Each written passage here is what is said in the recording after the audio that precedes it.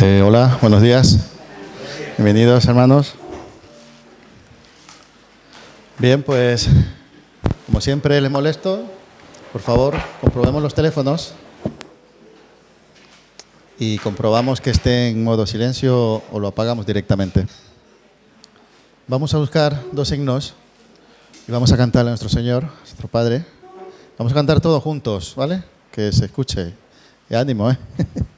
Vamos a buscar la página número 127.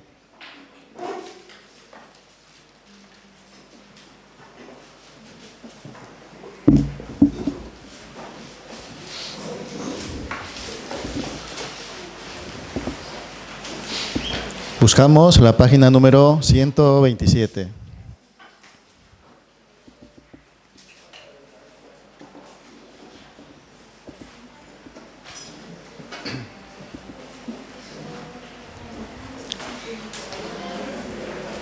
Vamos a esperar un momento que se sienten los hermanos, por favor. Los hermanos que recién llegan, comprobamos los teléfonos y buscamos en nuestro himnario la página número 127.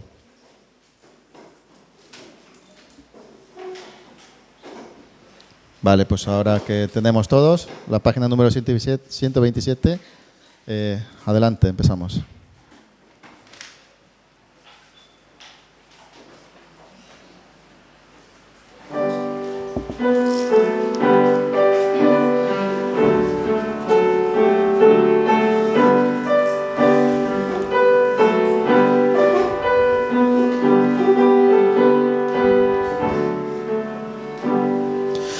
Que me puede dar perdón solo de Jesús la sangre y un nuevo corazón, solo de Jesús la sangre.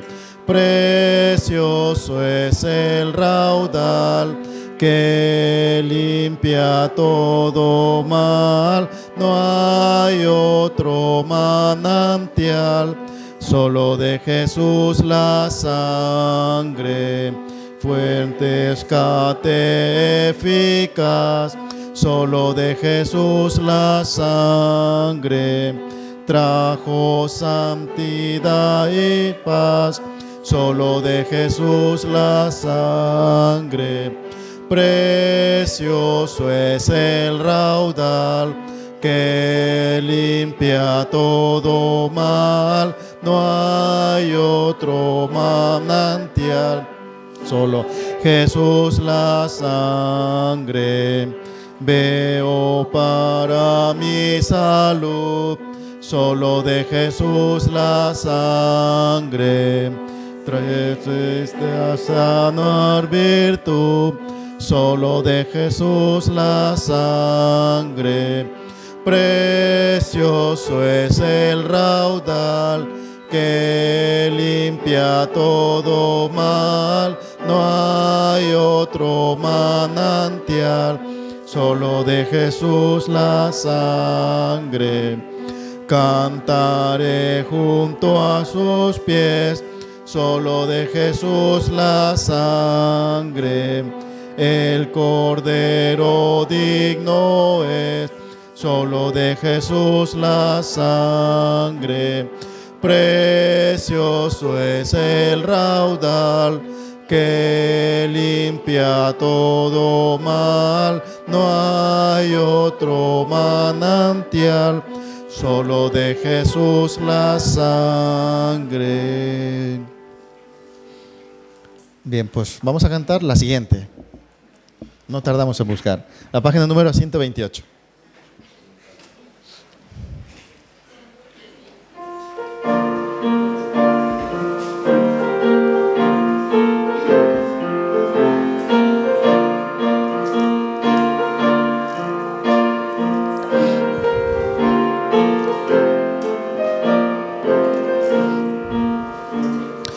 Quieres ser salvo de toda maldad, tan solo hay poder en mi Jesús.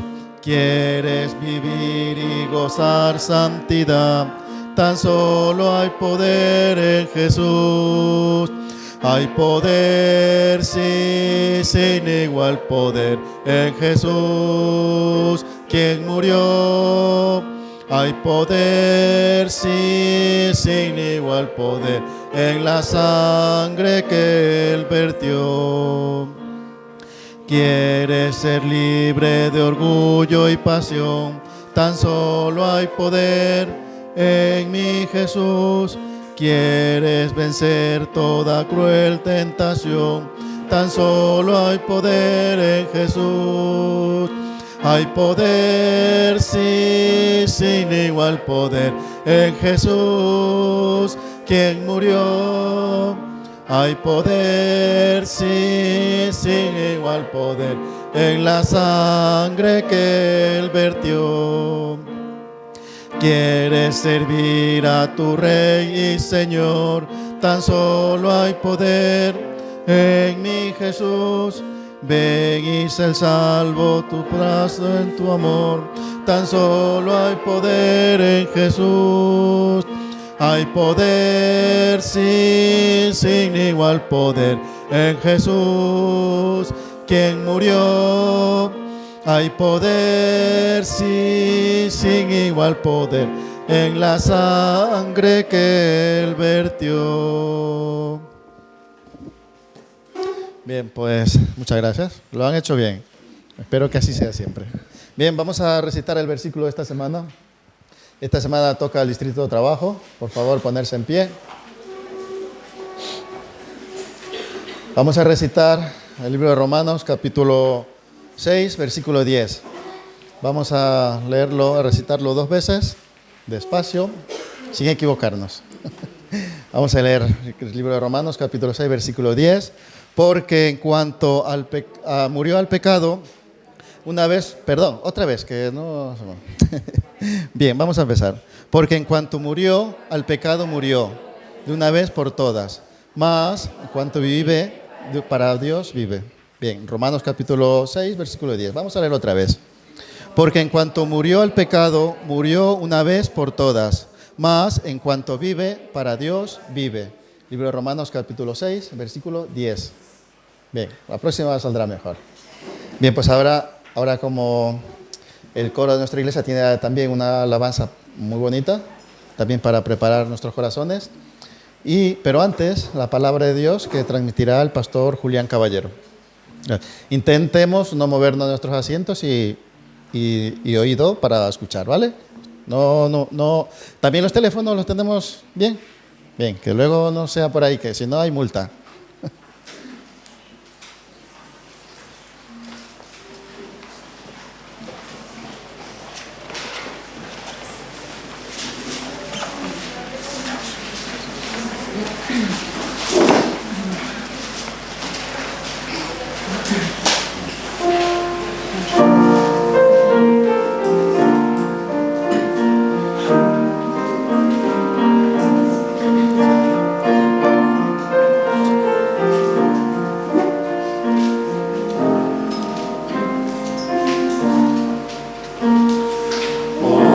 Maestro despierta, que ruge la tempestad.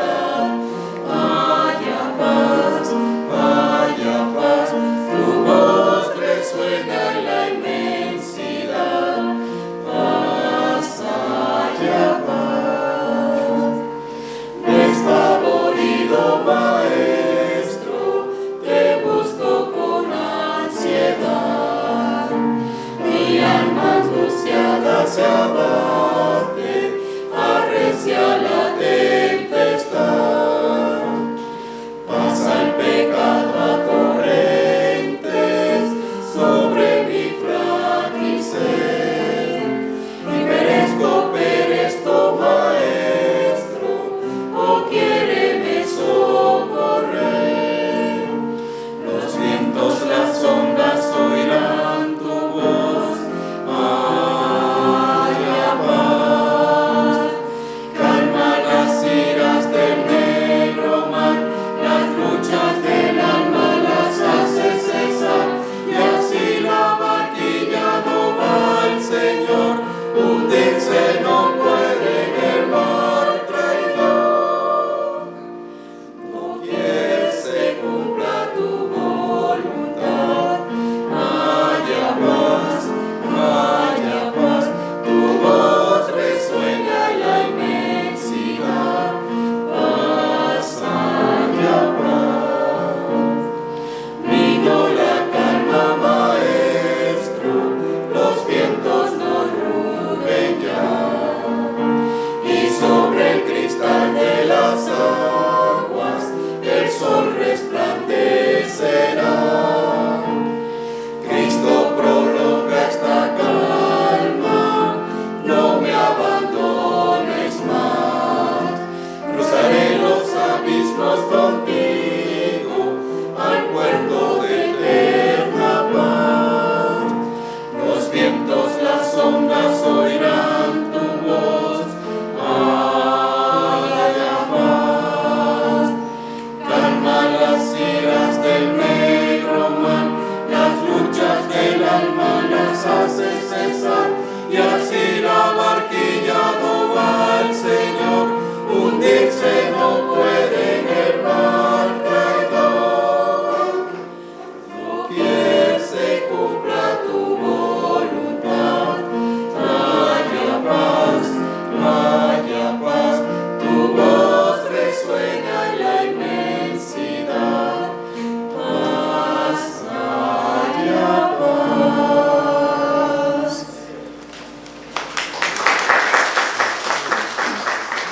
¿Parecía a mí?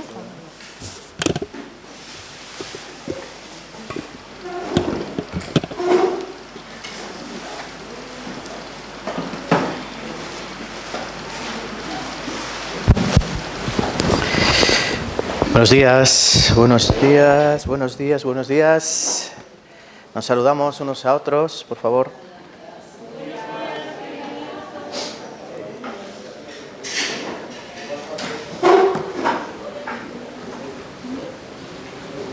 ¿Cómo están? ¿Bien?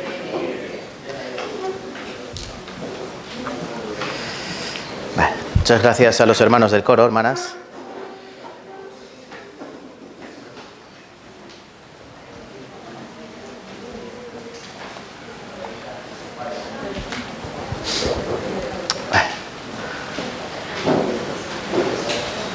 Tomamos asiento. Un domingo más el Señor nos da la oportunidad de reunirnos para seguir aprendiendo su palabra, para seguir creciendo. Un domingo más el Señor nos da la oportunidad de escuchar su santa, bendita palabra. Espero que la aprovechemos como se merece, ¿no? Recuerden, hace siglos la gente perdía la vida por hacer lo que ustedes están haciendo ahora mismo. Reunirse a escuchar la palabra de Dios. Eran llevados a circos, eran crucificados en calles o eran ejecutados públicamente simplemente por el hecho de reunirse.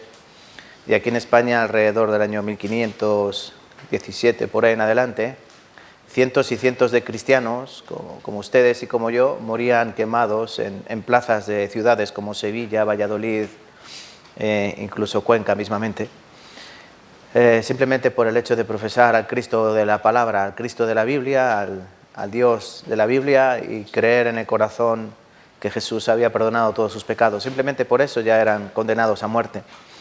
Entonces demos gracias a Dios que libremente podemos venir a este lugar sin que nadie nos coaccione, sin que nadie nos amenace y sin que nuestra vida esté en peligro de muerte. Pero Dios nos da este tiempo precioso para que podamos escuchar y aprovechar, ¿vale? Entonces vamos a orar juntos. Bendito Dios, que vives y reinas, te damos gracias, Señor, en primer lugar, por salvar nuestras almas de la condenación eterna. Nos has dado libertad, Señor, una libertad que está al alcance de todos, simplemente por creer que Jesucristo murió en la cruz por todos nuestros pecados. Simplemente una fe verdadera que alarga una mano vacía para recibir las misericordias de Dios que estaban preparadas desde antes de la fundación del mundo. Es un regalo maravilloso, Señor, y aunque está al alcance de todos, muy pocos quieren recibirlo de esa manera, como lo que es un don de Dios. Es así como muchos son condenados, no por sus pecados, sino por rechazar la sangre preciosa de Cristo derramada en la cruz, pensando que por poner sus obras delante o pensando que por su propia justicia ellos pueden ser recibidos en las moradas celestiales. Lo único que hace este pensamiento es arrastrarlos a esa condenación. Este es el pecado imperdonable. Esta es la blasfemia contra el Espíritu. Rechazar el poder que reside en la palabra y rechazar el sacrificio de Cristo en la cruz y reemplazarlo por las propias obras, por la propia justicia.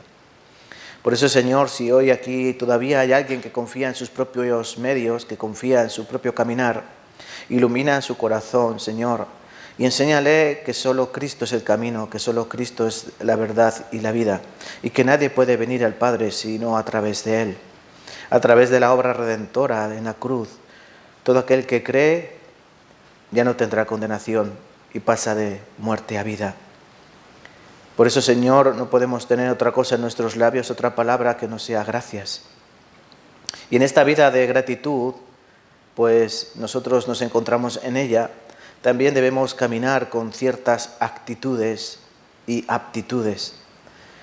La actitud de temer a Dios debe ser focal, fundamental, elemental en nuestras vidas. Hoy vamos a aprender acerca de ello, Señor. Por eso te pedimos que nos des sabiduría, porque el principio de la sabiduría es el temor a Dios. Da corazón entendido a cada uno de los hermanos que se encuentran aquí, para que seamos más temerosos de ti, oh Dios. Porque en este mundo cada vez hay menos temor y por eso la situación está como está. Ayúdanos para que nosotros sí tengamos este temor reverente, Señor, para que podamos limpiar nuestras vidas, para que podamos tener coraje, valentía, decisión de dar nuestra vida por Cristo y para que nos apartemos del pecado y para que podamos servir con un corazón preparado, Señor, pues a esos que tienen corazón temeroso de ti y de tu palabra, tú los utilizarás preciosamente. Algunos hermanos hoy no están aquí entre nosotros, guárdales allá donde estén. Los que están viajando, ayúdales y Señor, protégeles de todo mal. A los que están en el trabajo, Señor, que no se olviden que son hijos de Dios y que den testimonio de vida, aunque estén trabajando en el día del Señor. Y a los que estén debilitados y no hayan venido por otro motivo, ayúdales, Padre, restaura su corazón y vuélvelos a traer al redil, a este lugar donde nosotros somos alimentados y somos apacentados con tu santa y bendita palabra.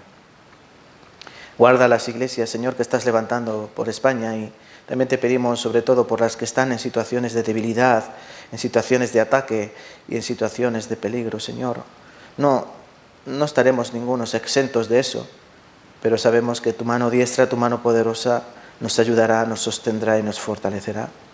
Por eso también cuida a los pastores para que lleven una vida santa, dedicada y que ninguno de nosotros, Señor, caigamos a los pies de Satanás, sino que estemos prestos y firmes en el conocimiento de tu palabra para que demos nuestra vida por la grey en la cual tú nos has puesto, Señor, al mando. Y en este tiempo, Señor, danos oidores de tu palabra y un corazón entendido para todas las cosas. Dejamos todo lo demás en tus benditas manos y oramos en el nombre de Cristo Jesús, nuestro Señor. Amén y amén. Bien, hermanos, vamos a buscar el libro de Proverbios en nuestras Biblias. Proverbios, capítulo 2. Proverbios, capítulo 2.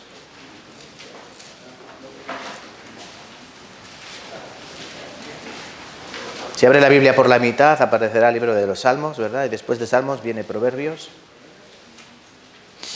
aproximadamente en la mitad de la Biblia, es fácil de encontrar.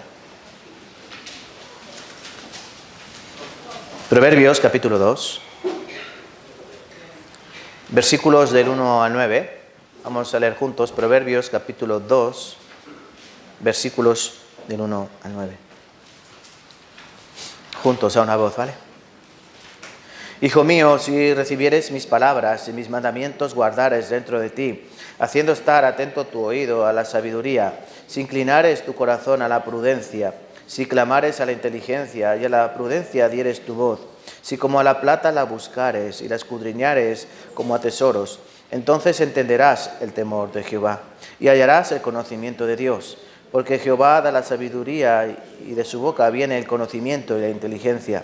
Él provee de sana sabiduría a los que rectos, es escudo a los que caminan rectamente.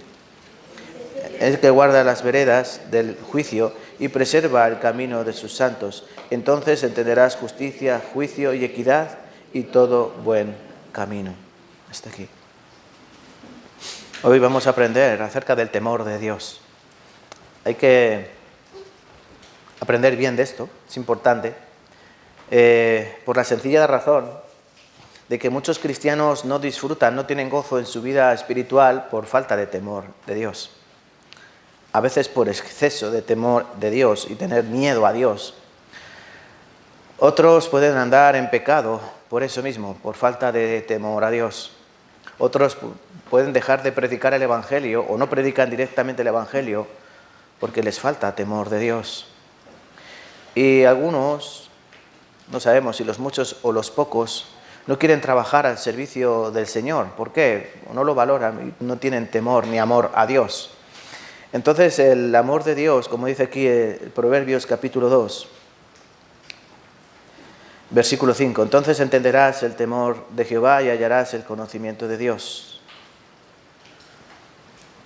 Dios quiere que encontremos este temor, que tengamos este temor y sobre todo que lo llevemos como un estandarte en la vida del creyente. No hay ningún buen cristiano que no sea temeroso de Dios. Y eso es lo que debemos adquirir cada uno de nosotros. En primer lugar, entender que temor de Dios no es miedo a Dios, ¿vale? Eso es muy importante de diferenciar. Os voy a explicar en primer lugar los términos que tanto el hebreo como el griego utilizan para esta palabra. En el hebreo aparece como unas 330 veces en el Antiguo Testamento la palabra yaré, que significa temor. Pero estas más de 330 veces se utiliza en ambos sentidos. Tener miedo a cualquier cosa, animal o persona, y por otro lado tener un temor reverente hacia una persona puesta en alto. Es más, este yaré, dice, os leo textualmente del diccionario Vine, dice, cuando se usa con relación a una persona de alto rango, yaré connota temor reverente. Es más que simple temor, es la actitud con la que una persona reconoce el poder y la condición de la persona a la que se reverencia y se le rinde el debido respeto. Con este significado, la palabra puede implicar sumisión en una debida relación ética con Dios. Por ejemplo, en Génesis capítulo 22, versículo 12, cuando Abraham iba a sacrificar a su hijo Isaac, pero Dios le dijo, detén tu mano, no le hagas daño al chico. El versículo 12 dice, ya conozco que temes a Dios, pues no me has rehusado tu hijo, tu único. Este es un corazón correcto delante de Dios, un corazón que teme porque Él es la autoridad. No hay que temer a Dios con miedo, sino hay que temer a Dios con un temor reverente. Se lo voy a explicar fácilmente. Por ejemplo, cuando ustedes van por un callejón oscuro y ven a alguien con un cuchillo enorme en su mano que viene en dirección a ti, tú ahí tienes miedo. Miedo a esa persona que te puede matar. Pero cuando tú vas con tu vehículo y de pronto se enciende una linterna amarilla haciendo así, te hacen así, y ves a unos vestidos con corbata, con gorra, uniforme, cara no muy simpática, y te dicen que te pongas a un lado de la carretera, ¿tú ahí sientes miedo o temor? Temor, ¿no? Y tu corazón se acelera, todo lo llevas en regla, los papeles están bien, todas las luces funcionan, el cinturón lo llevo puesto, llevo el recibo del seguro pagado, tengo la licencia de conducir, tengo todo en orden, pero aún así tu corazón se acelera. ¿Sabes por qué? Porque temes que te pongan en su autoridad una multa y te quiten unos cuantos euros. Entonces son dos situaciones totalmente diferentes. Un miedo a perder la vida porque viene alguien desconocido con un cuchillo en la mano en dirección a ti, eso es miedo. Y una autoridad que está delante de ti, que te está exigiendo algo, pero tú tienes un temor, aunque parece que todo está bien en orden, pero aún así tienes el temor. Nadie te lo va a quitar hasta que ya te puedan hagan así y te digan, puede usted circular. Ahí se te va el temor, ¿no? Es claro ejemplo. Bueno, para Dios, ¿qué clase de temor quiere para con nosotros? El segundo, desde luego. Dios no quiere que lo veamos como un asesino psicópata que va a quitarnos la vida, pero Dios sí quiere que lo veamos como esa autoridad que está por encima de todas las cosas, por encima de todo ser, por encima de todo lo creado, y que lo tengamos como tal, como tal, ¿no? ¿Qué ocurre cuando ustedes se rebelan contra la autoridad? ¿Qué ocurre cuando uno se rebela contra un policía o un guardia civil? Cuando empieza a hablar mal, con altanería, con orgullo, con chulería, ¿qué ocurre? Acabas mal, ¿no? Acabas esposado, llevado al calabozo. Y tal vez con una multa por falta de respeto, ¿no? A la autoridad. Entonces, el Señor quiere que cambiemos nuestro corazón. Porque muchas veces vivimos de cualquier manera y no tenemos a Dios como esa persona a la que haya que respetar, como esa persona a la que haya que reverenciar y sobre todo no tenemos un miedo, un temor reverente a Él. Simplemente lo tenemos como tienen ahora los hijos a sus padres, como colegas, como compañeros, como amigos, y no tienen a sus padres como lo que deberían ser, figuras de autoridad dentro de casa a los cuales hay que respetar y a los cuales hay que temer, porque créanme, yo tenía temor de mi padre, no miedo a mi padre no me iba a matar, aunque tenía una pistola en casa. Pero mi padre, si tenía que sacar su mano a pasear, o si tenía que sacar su correa hacia mi trasero, no por cualquier cosa, sino por algo que yo me había merecido. Por eso cada vez que yo hacía algo, siempre lo miraba si me veía o no me veía, y sus ojos de disciplina me decían si él me iba a si lo tenía que temer mucho o temer poco. Yo creo que me entienden, ¿no? Cuando hemos tenido un padre o unos padres que nos han educado como hay que educar a los hijos, que nos respeten, que nos valoren, sobre todo no que nos teman, no nos tengan miedo, sino que nos tengan temor reverente también, porque nos gusta eso a los padres, que nos teman reverentemente como a Dios, por hecho Dios nos ha puesto como autoridad dentro del hogar. Es una manera correcta de ver las cosas. También en el Nuevo Testamento aparece la palabra phobos. Esta palabra la utilizamos cuando tienen algún miedo, ¿no? Por ejemplo, aracnofobia son las personas que tienen miedo a las arañas, ¿no? Hay muchas fobias. Por ejemplo, xenofobia es la palabra que utilizan cuando alguien está en contra de los extranjeros, ¿no? Es como miedo o rechazo a los extranjeros, eso es xenofobia. La palabra xenos es ajeno, extraño, de otro lado, y fobia es miedo. Entonces, la xenofobia es, acusan a las personas, tú eres un xenófobo, es como que tuvieras miedo a las personas extranjeras, ¿no? Entonces, esta palabra phobos, dice este diccionario, dice, es un temor reverente de Dios, como motivo controlador de la vida en asuntos espirituales y morales. No un mero temor de su poder y su justa retribución, sino un saludable, esta palabra es importante, saludable miedo a desagradarle. Temor que ahuyenta el terror que lleva a alejarse de su presencia y que incluye en la disposición y la actitud de uno cuyas circunstancias son guiadas por la confianza en Dios, por medio del Espíritu de Dios que mora en él. Este es el temor reverente que Dios quiere. Por ejemplo, Romanos capítulo 3 habla, vamos a buscar este pasaje, Romanos capítulo 3, habla de la actitud de los hombres. Romanos capítulo 3.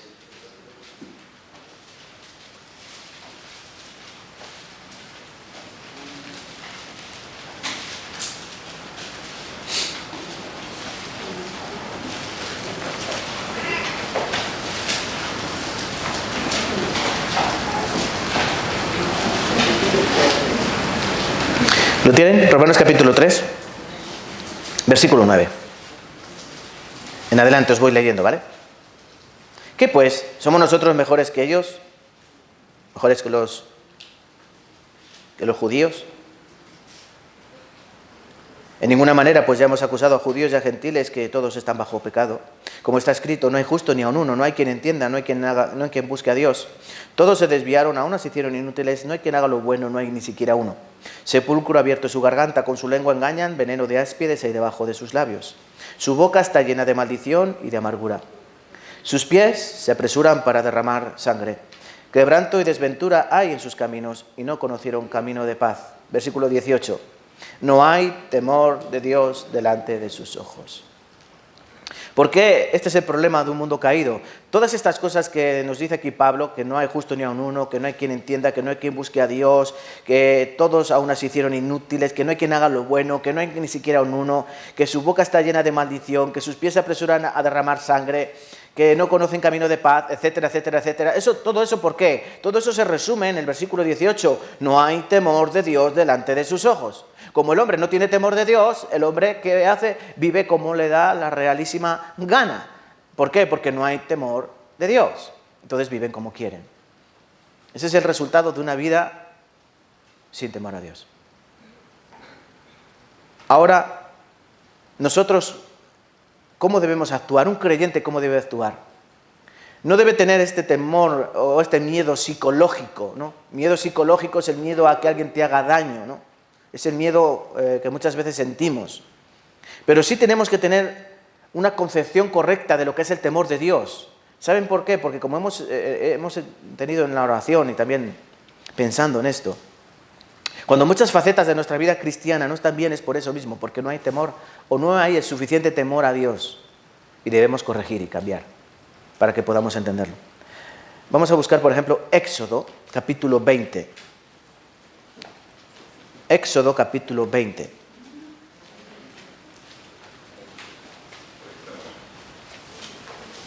Este es el pueblo de Israel. Éxodo 20, versículo 18 al 20. Éxodo 20, versículo 18.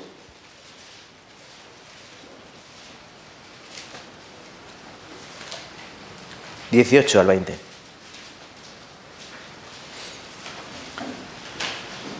Dice así la Escritura: y todo el pueblo observaba el estruendo y los relámpagos y el sonido de la bocina y el monte que humeaba, y viéndolo el pueblo temblaron y se pusieron de lejos. Y dijeron a Moisés: habla tú con nosotros, y nosotros oiremos, pero no hable Dios con nosotros para que no muramos. Y Moisés respondió al pueblo: no temáis, porque para probaros vino Dios y para que su temor esté delante de vosotros, para que no pequéis. Aquí vemos claramente estos dos miedos, estos dos temores. Por un lugar, el pueblo dice que temió, tuvo miedo cuando vio el monte, los relámpagos, el estruendo, la bocina, el monte que humeaba, todo incandescente. Ellos que tuvieron miedo, se apartaron del monte. Le dijeron a Moisés: habla tú con nosotros, que Dios no hable con nosotros, porque vamos a morir. ¿Pero qué les dice Moisés? No. Moisés respondió al pueblo: no temáis. Ellos tuvieron miedo, pero dice: no temáis, porque para probaros vino Dios y para que su temor esté delante de vosotros. ¿Tememos o no tememos? No temáis. Dios hace esto para que temáis. ¿Lo entienden? No temáis, ¿vale?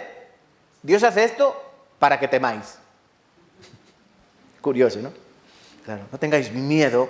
Dios hace esto para que le tengáis temor reverente, para que entendáis quién es el que está arriba en el monte, que no es un loco, que no es un desconocido, que no es un don nadie, que es el creador del universo, que ha venido a vosotros. ¿Hay que tenerle miedo? No. ¿Hay que tenerle temor? Sí, porque Él es Dios. Y con un suspiro puede haceros fosfatina.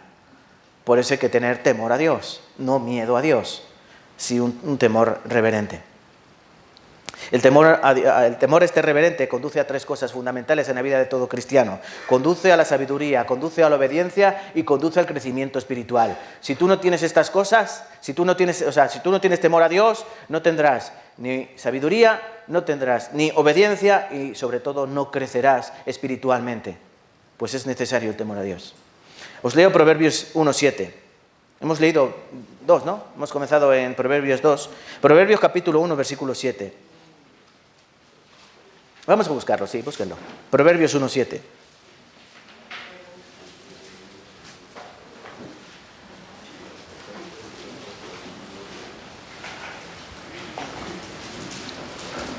Proverbios 1:7. Van a leer los hombres. Proverbios capítulo 1, versículo 7. Caballeros, por favor, con voz alta, potente, clara, leamos juntos. Proverbios 1:7. El principio de la sabiduría es el temor de Jehová. Los insensatos desprecian la sabiduría y la enseñanza. El principio de la sabiduría, ¿qué es? El temor a Dios. Hay gente que dice, yo no tengo sabiduría. Bueno, pues eso quiere decir que no tienes temor a Dios. La Escritura nos dice que tenga falta de sabiduría, pídala. ¿Pídala a quién? A Dios. Porque Dios le dará abundantemente. Porque de Dios viene la sabiduría y del Altísimo viene el conocimiento y de la inteligencia. Pero el comienzo, el principio, es decir, el inicio de la sabiduría. ¿Cómo yo puedo comenzar a ser sabio? No inteligente, no listo, sino sabio, que es mucho mejor. El temor de Jehová. El principio de la sabiduría es el temor de Jehová. Proverbios capítulo 9, versículo 10. Busquen. Proverbios 9:10. Proverbios capítulo 9, versículo 10.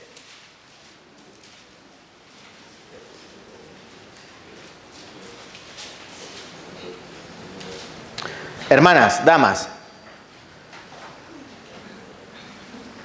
mujeres hermosas, preciosas, lindas, guapas, inteligentes, con voz fina y aterciopelada. Proverbios capítulo 9, versículo 10, 1, 2, 3. El temor de Jehová es el principio de la sabiduría, y el conocimiento del Santísimo es la inteligencia. Amén. 1:7, el principio de la sabiduría es el temor de Jehová. 9:10, el temor de Jehová es el principio de la sabiduría. ¿Te digo lo mismo o lo mismo te digo, no?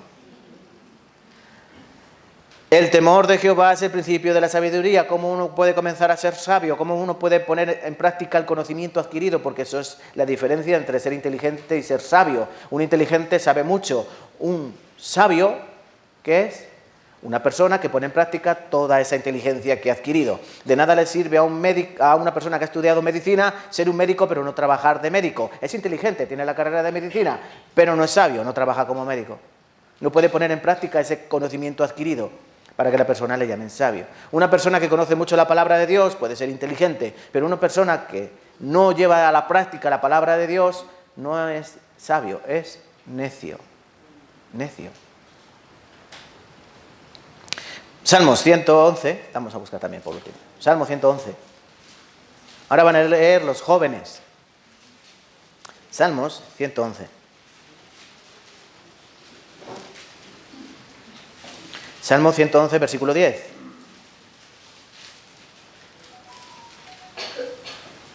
Jóvenes. Jóvenes y adolescentes, ¿sí? Y por favor, jóvenes es de 30 años para abajo, no me engañen, que les conozco. Salmos 111, versículo 10. 1, 2, 3.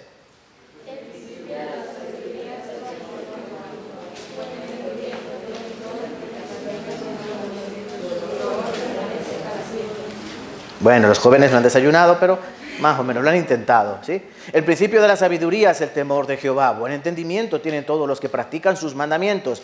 Su loor permanece para siempre. Jóvenes, ¿queréis ser personas respetadas, personas en un lugar privilegiado en esta tierra? Jóvenes, ¿queréis que vuestra vida prospere?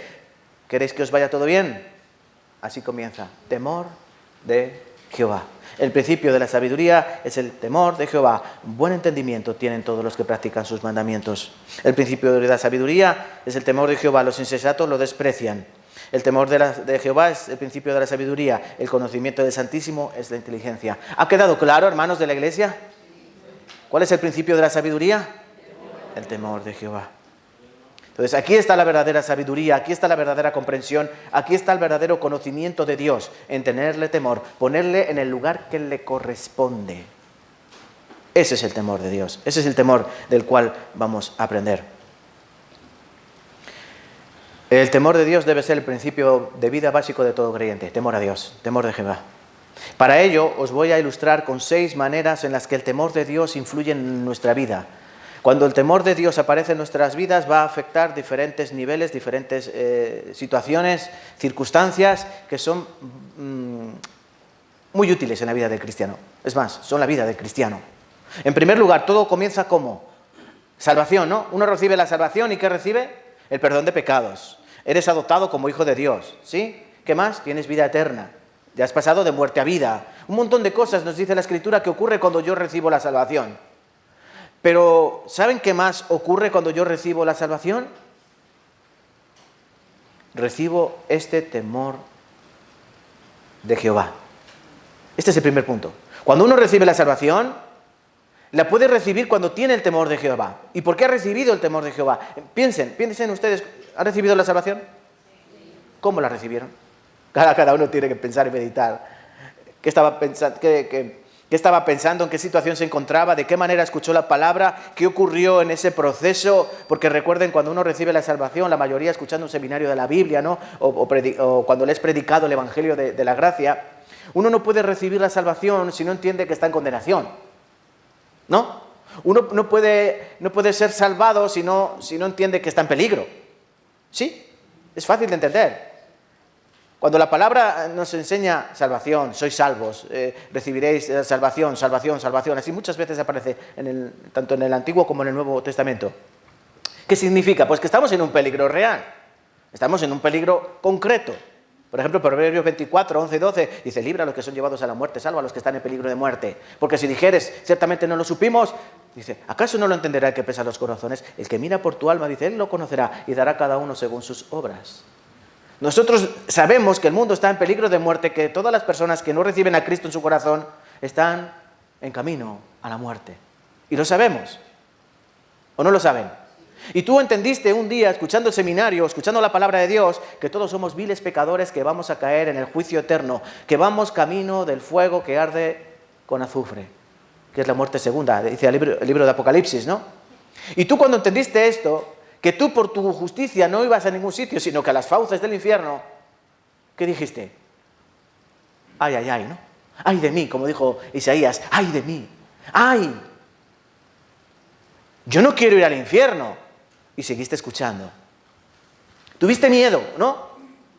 Yo, por ejemplo, cuando estaba en casa, porque yo no quise ir me invitaron a una casa a escuchar el seminario. Yo no dije, yo no voy a ir a casa de nadie. Yo, mi casa. Y yo me quedé escuchando el seminario por el mes de julio, más o menos ahí. Estaba en vacaciones, digo, yo aquí me puse un DVD, otro DVD, no me gustaba, era un chino raro, no me gustaba. Y eran 5, digo, no, me voy a chupar 5, no quiero. 3, como mucho. Y me puse el primero, o sea, el tercero. El primero para mí. Y yo vi cómo Dios había restaurado al pueblo de Israel y cómo Dios había manifestado su poder a través de ese precioso pueblo escogido, pero también cómo Dios tenía planificado toda la historia de la humanidad y cómo las cosas que estaban ocurriendo se estaban cumpliendo según la Escritura. Y yo vi las señales del fin del mundo, en Mateo capítulo 24, por ejemplo, ¿no? Y yo dije, uy. Y me dio miedo. Porque yo vi y digo, es que esto es verdad, esto se está cumpliendo. Si yo sigo como estoy, voy de cabeza al infierno.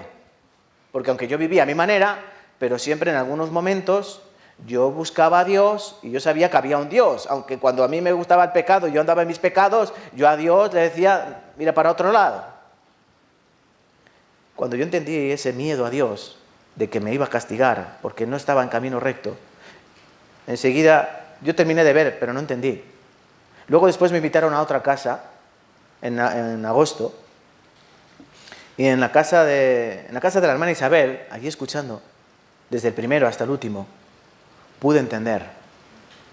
Y alguien me preguntó, uno de los hermanos de la iglesia de Madrid, ¿has entendido? Si tú mueres ahora, ¿dónde vas? ¿Al cielo o al infierno? ¿Y cuál fue mi respuesta? ¡Al infierno! ¡Al infierno! No. Porque algunas veces pasa eso, que la gente escucha el seminario, todo, le preguntas todos los días, ¿has escuchado bien? ¿Alguna duda? No, todo bien. Así todos los días. Y llega el último día, pones el Evangelio de la Gracia, cómo Dios perdona todos los pecados, y después de 2 horas aquí hablando el predicador, tú le preguntas, bueno, ¿y si tú mueres ahora, dónde vas? Al infierno.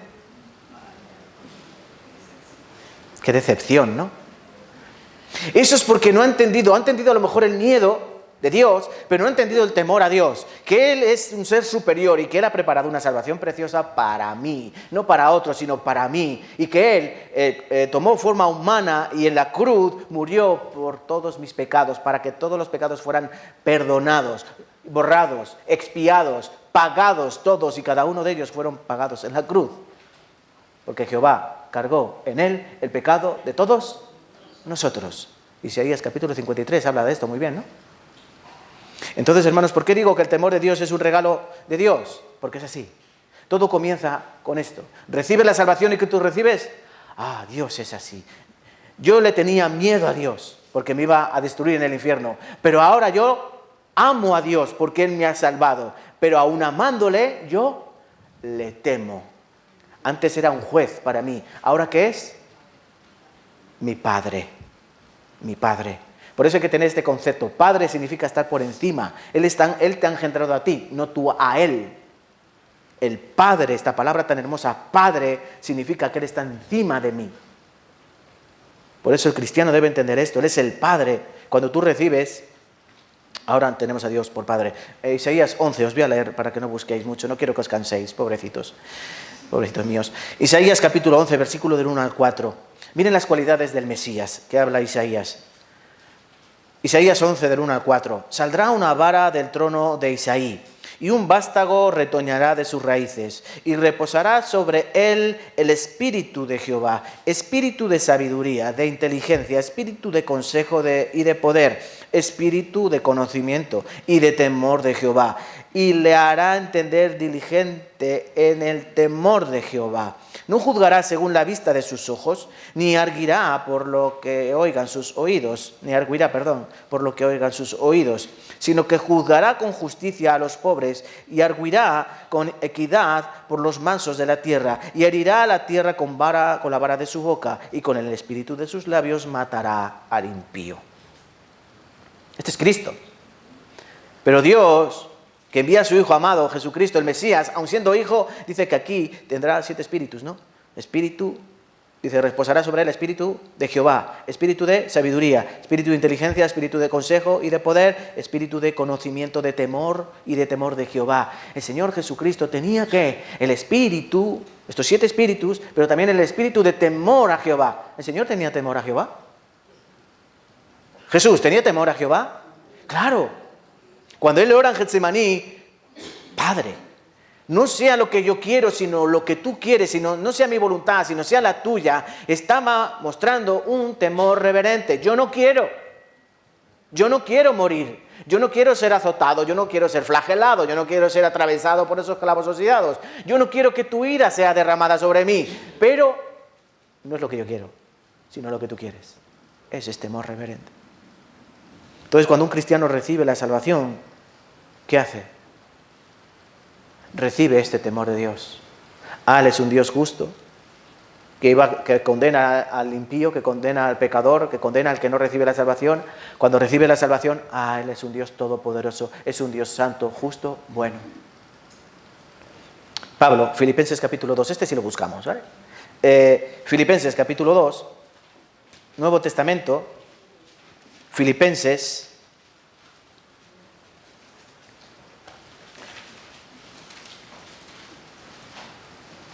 después de Efesios, Filipenses capítulo 2,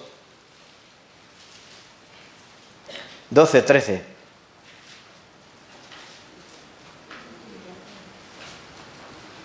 Filipenses 2, 12 al 13, vamos a leer juntos. Por tanto, amados míos, como siempre habéis obedecido, no como en mi presencia solamente, sino mucho más ahora en mi ausencia, ocupaos en vuestra salvación con temor y con temblor. Porque Dios es el que en vosotros produce así el querer como el hacer por su buena voluntad. Este versículo lo teníamos que tener memorizado e interiorizado. Porque habla de la vida del cristiano. Amados míos, dice Pablo, habéis obedecido, no en mi presencia solamente, sino mucho más ahora en mi ausencia. Ocupaos en vuestra salvación con temor y temblor. Cuando uno recibe la salvación, ¿qué recibe? Recibe un regalo de Dios. Y el valor, el coste de ese regalo ha sido la sangre preciosa de su amado Hijo. Entonces ese regalo tiene un precio incalculable, un precio escandaloso, exorbitado.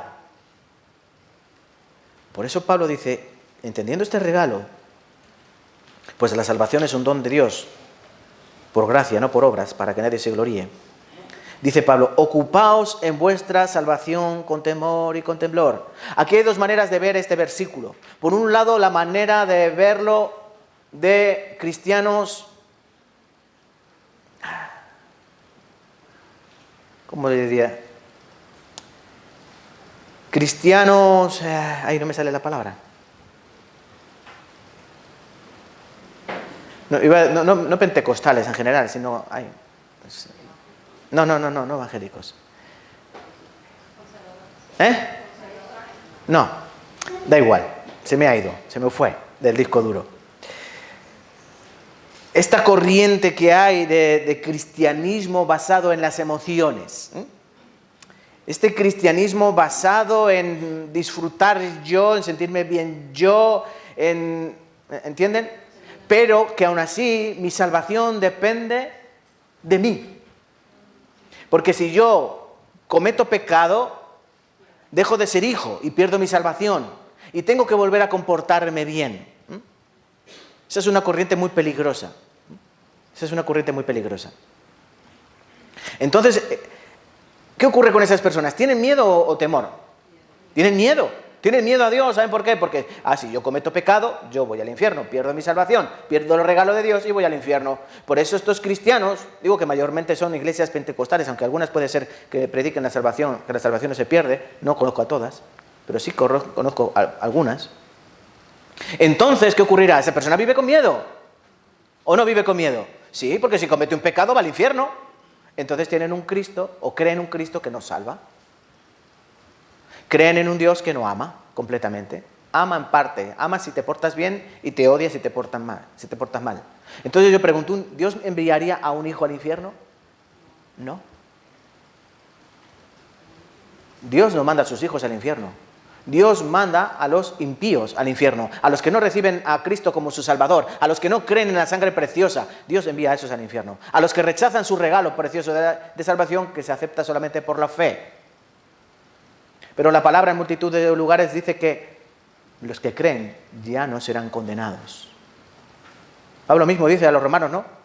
¿Qué dice? Que ya no hay condenación para los que están en Cristo Jesús. Ya no hay condenación.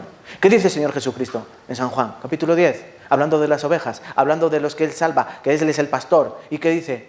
Dice, mi Padre me los dio y nadie los puede arrebatar de mí. Nadie puede arrebatarlos de mi mano porque mi Padre es mayor que todos.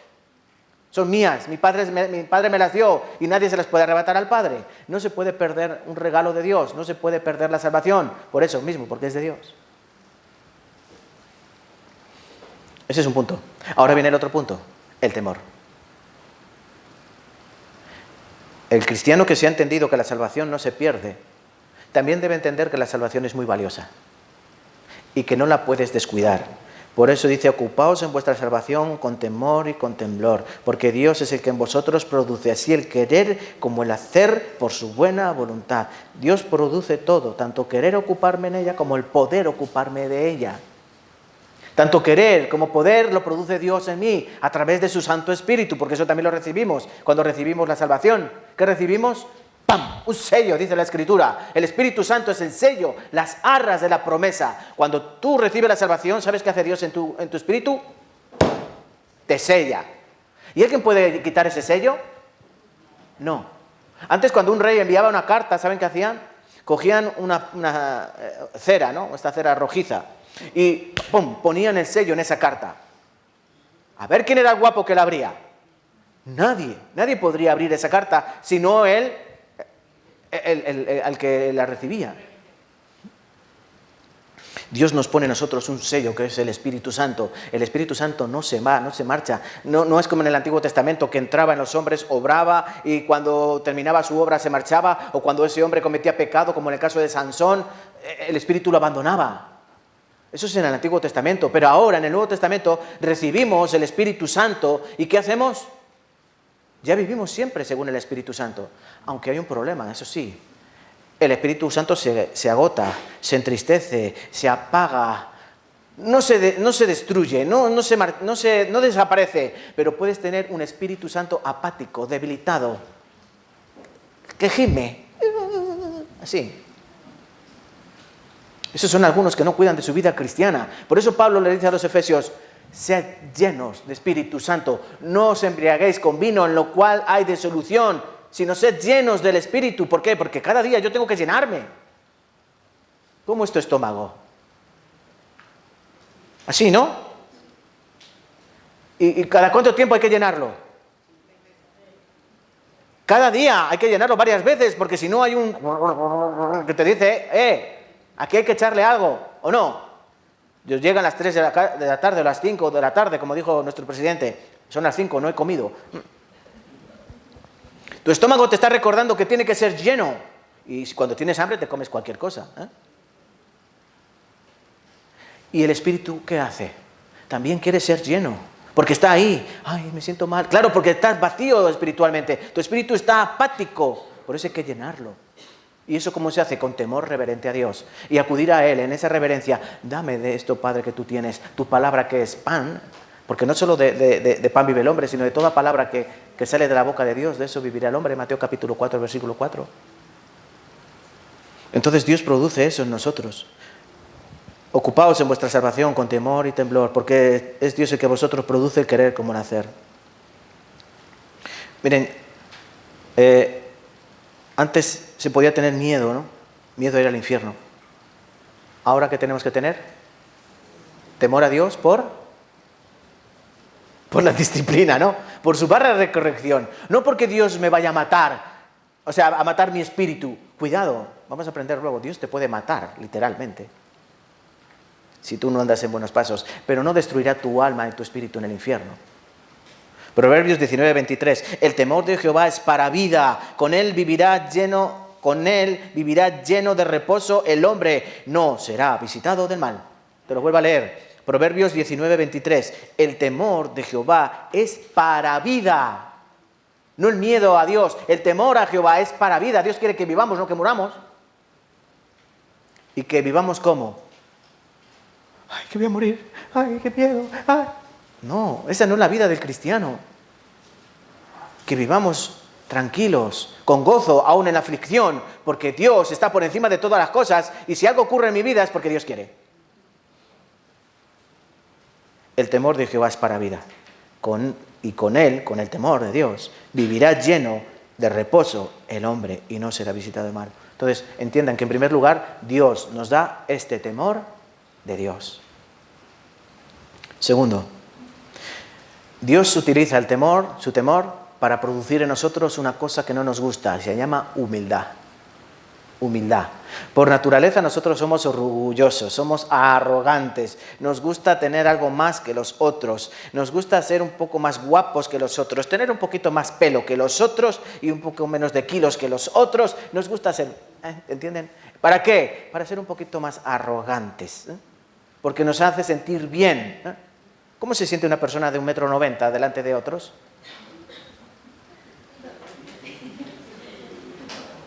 ¿No?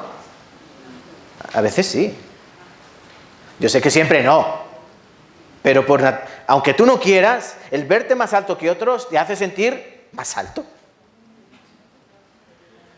Como los niños cuando nos ven, el temor de Dios produce humildad en nosotros. Y eso es importante. Salmos 33:8. Teme a Jehová toda la tierra, teman delante de él todos los habitantes del mundo, porque él dijo y fue hecho, él mandó y existió. Esto lo escribió el rey David. ¿Por qué hay que temer a Dios? Porque él es Dios. Entonces, entender que Dios es Dios, ¿a mí qué me hace? Entender que soy hombre. Como dijo también el Salmo 8. ¿Qué es el hombre? Para que de él... Para que de él... ¿Cómo es? ¿Te acuerdes? ¿Qué es el hombre? Dice, ¿tú qué hiciste? Los cielos con el dedo de tu mano. Ese salmo es precioso, ¿no? Salmo 8. Cuando dice que él ponía las estrellas con su dedo. Cuando entendemos que él hizo toda la creación, todas las estrellas, el firmamento. ¿Qué somos nosotros delante de Dios? Por eso David dijo, tema a Jehová toda la tierra. Cuando tú temes a Dios, cuando tú tienes temor de Dios, tú te pones en tu lugar y pones a Dios en el suyo. No es que pongas a Dios aquí a tu lado, como Adán iba en el huerto y caminaba con Dios. ¿Qué tal Dios? Buenos días. ¿Qué tal el día? Bien, bien. ¿Y tú? Yo, bien, por aquí. Así. No, ese es el Dios del huerto, el amigo de Adán. Pero Adán no tenía pecado, pero nosotros somos pecadores, somos viles, y no podemos andar así con Dios como mi amigo. ¿Tal Dios? ¿Cómo estás, Dios? No, ese no es Dios, eso es otra cosa. Dios está arriba, en los cielos, y la tierra es el estrado de sus pies. Isaías 66:2. Mi mano hizo todas estas cosas, y así todas estas cosas fueron, dice Jehová. Pero miraré a aquel que es pobre y humilde de espíritu y que tiembla a mi palabra. ¿Qué produce en ti Dios? ¿Qué produce en ti Dios? ¿Rechazo? ¿O tiemblas a su palabra? Isaías 66:2, os vuelvo a leer. Mi mano hizo todas estas cosas, y así todas estas cosas fueron, dice Jehová, pero miraré a aquel que es pobre y humilde de espíritu y que tiembla a mi palabra. ¿A quién mira Dios con ojos agradables, con ojos de agrado? A que es manso y humilde, al que tiembla. Al arrogante, al soberbio, ¿qué le hará? Lo resiste, dice la Escritura, ¿no? Dios resiste al soberbio, pero Dios da gracia al humilde. Por eso necesitamos tener temor de Dios, para ser más humildes y bajarnos un par de peldaños en el escalafón donde nos hemos subido. Porque a veces el tener la salvación, el pensar que yo voy a ir al cielo, el pensar que yo tengo mucho conocimiento de la palabra de Dios, el pensar que soy diferente al mundo, ¿qué me puede hacer? Arrogante. Y ir por la calle pensando, yo voy al cielo, vosotros al infierno, Ese puede ser un corazón arrogante. Pablo en 2 Corintios capítulo 12 dice que él, para que la grandeza de las revelaciones no le exaltase sobremanera, me fue dado un aguijón en mi carne, un mensajero de Satanás que me abofetee. ¿Para qué? Para que no me enaltezcan en gran manera. De lo cual yo he pedido 3 veces. ¿Y cuál ha sido la respuesta? Bástate mi gracia, porque mi poder se perfecciona en la debilidad. Entonces Pablo entendió, cuando soy débil, entonces soy fuerte. Cuando estoy humillado, soy fuerte, porque soy fortalecido con el poder de Dios, con la palabra de Dios, con el Espíritu de Dios. Pero tengo que ser humilde. Hechos 11:7, hablando de Noé. Hebreos 11:7, hablando de Noé. Por la fe, Noé, cuando fue advertido por Dios acerca de las cosas que aún no se veían, recuerden, no había llovido, antes del diluvio no había llovido. Dice la palabra en Génesis, dice que de la tierra subía un vapor de agua, no había habido lluvia desde el cielo, pero Dios dijo a Noé, hazte un arca de manera de gofer, la calafatearás por dentro y por fuera. La harás así, de esta manera. Hazte un arcón, hazte un ataúd con una sola puerta. Y prepárate porque va a llover. Y Noé no tenía ni idea de lo que era llover. ¿Qué es eso de llover? Y no fue al diccionario.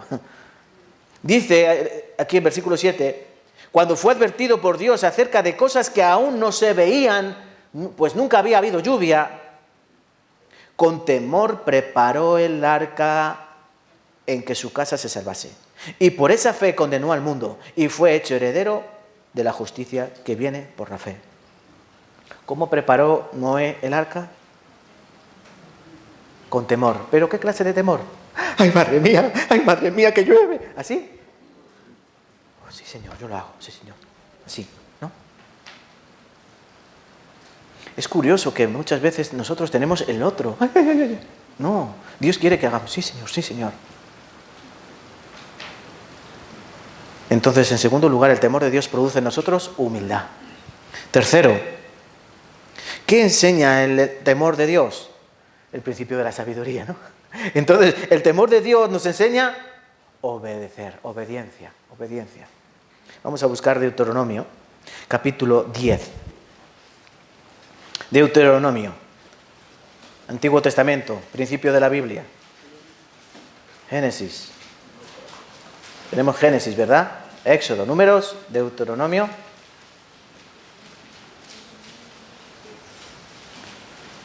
Deuteronomio 10.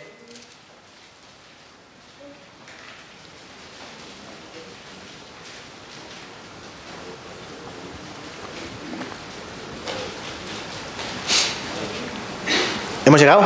Sí. Venga, tortugas. Deuteronomio capítulo 10, versículo 12 al 13. Vamos a leer juntos. Deuteronomio 10, versículo 12, 13. Ahora pues, Israel, ¿qué pide Jehová tu Dios de ti? Sino que temas a Jehová tu Dios, que andes en todos sus caminos y que lo ames y sirvas a Jehová tu Dios con todo tu corazón y con toda tu alma, que guardes los mandamientos de Jehová y sus estatutos que yo te prescribo hoy para que tengas prosperidad. ¿Qué pide Dios? Dice aquí, ¿no? ¿Qué pide Dios de ti? Sino que temas a Jehová tu Dios. Es decir, que lo pongas en el lugar que le corresponde a Dios. Cuando yo pongo a Dios en ese lugar, ¿qué ocurrirá? Que andes en todos sus caminos, que lo ames, que sirvas con todo tu corazón y con toda tu alma, que guardes los mandamientos que Jehová tu Dios te da, sus estatutos que yo te prescribo hoy para que tengas prosperidad. ¿Qué es lo que quiere Dios? Algunos piensan que Dios te quiere quitar esto, y te quiere quitar a otro, y que no disfrutes de aquí, y que no disfrutes de allá, y que seas un amargado, y que vivas en lo alto de la montaña y encima te flageles cada día por tu mal pensamiento. Eso era el pensamiento de lo que era Dios antes. Por eso los monjes que hacían, se iban a la montaña, se hacían monasterios, se metían allí y decían, ¡ay de mi pecador, ay de mi pecador, ay de mi pecador, ay de mi pecador!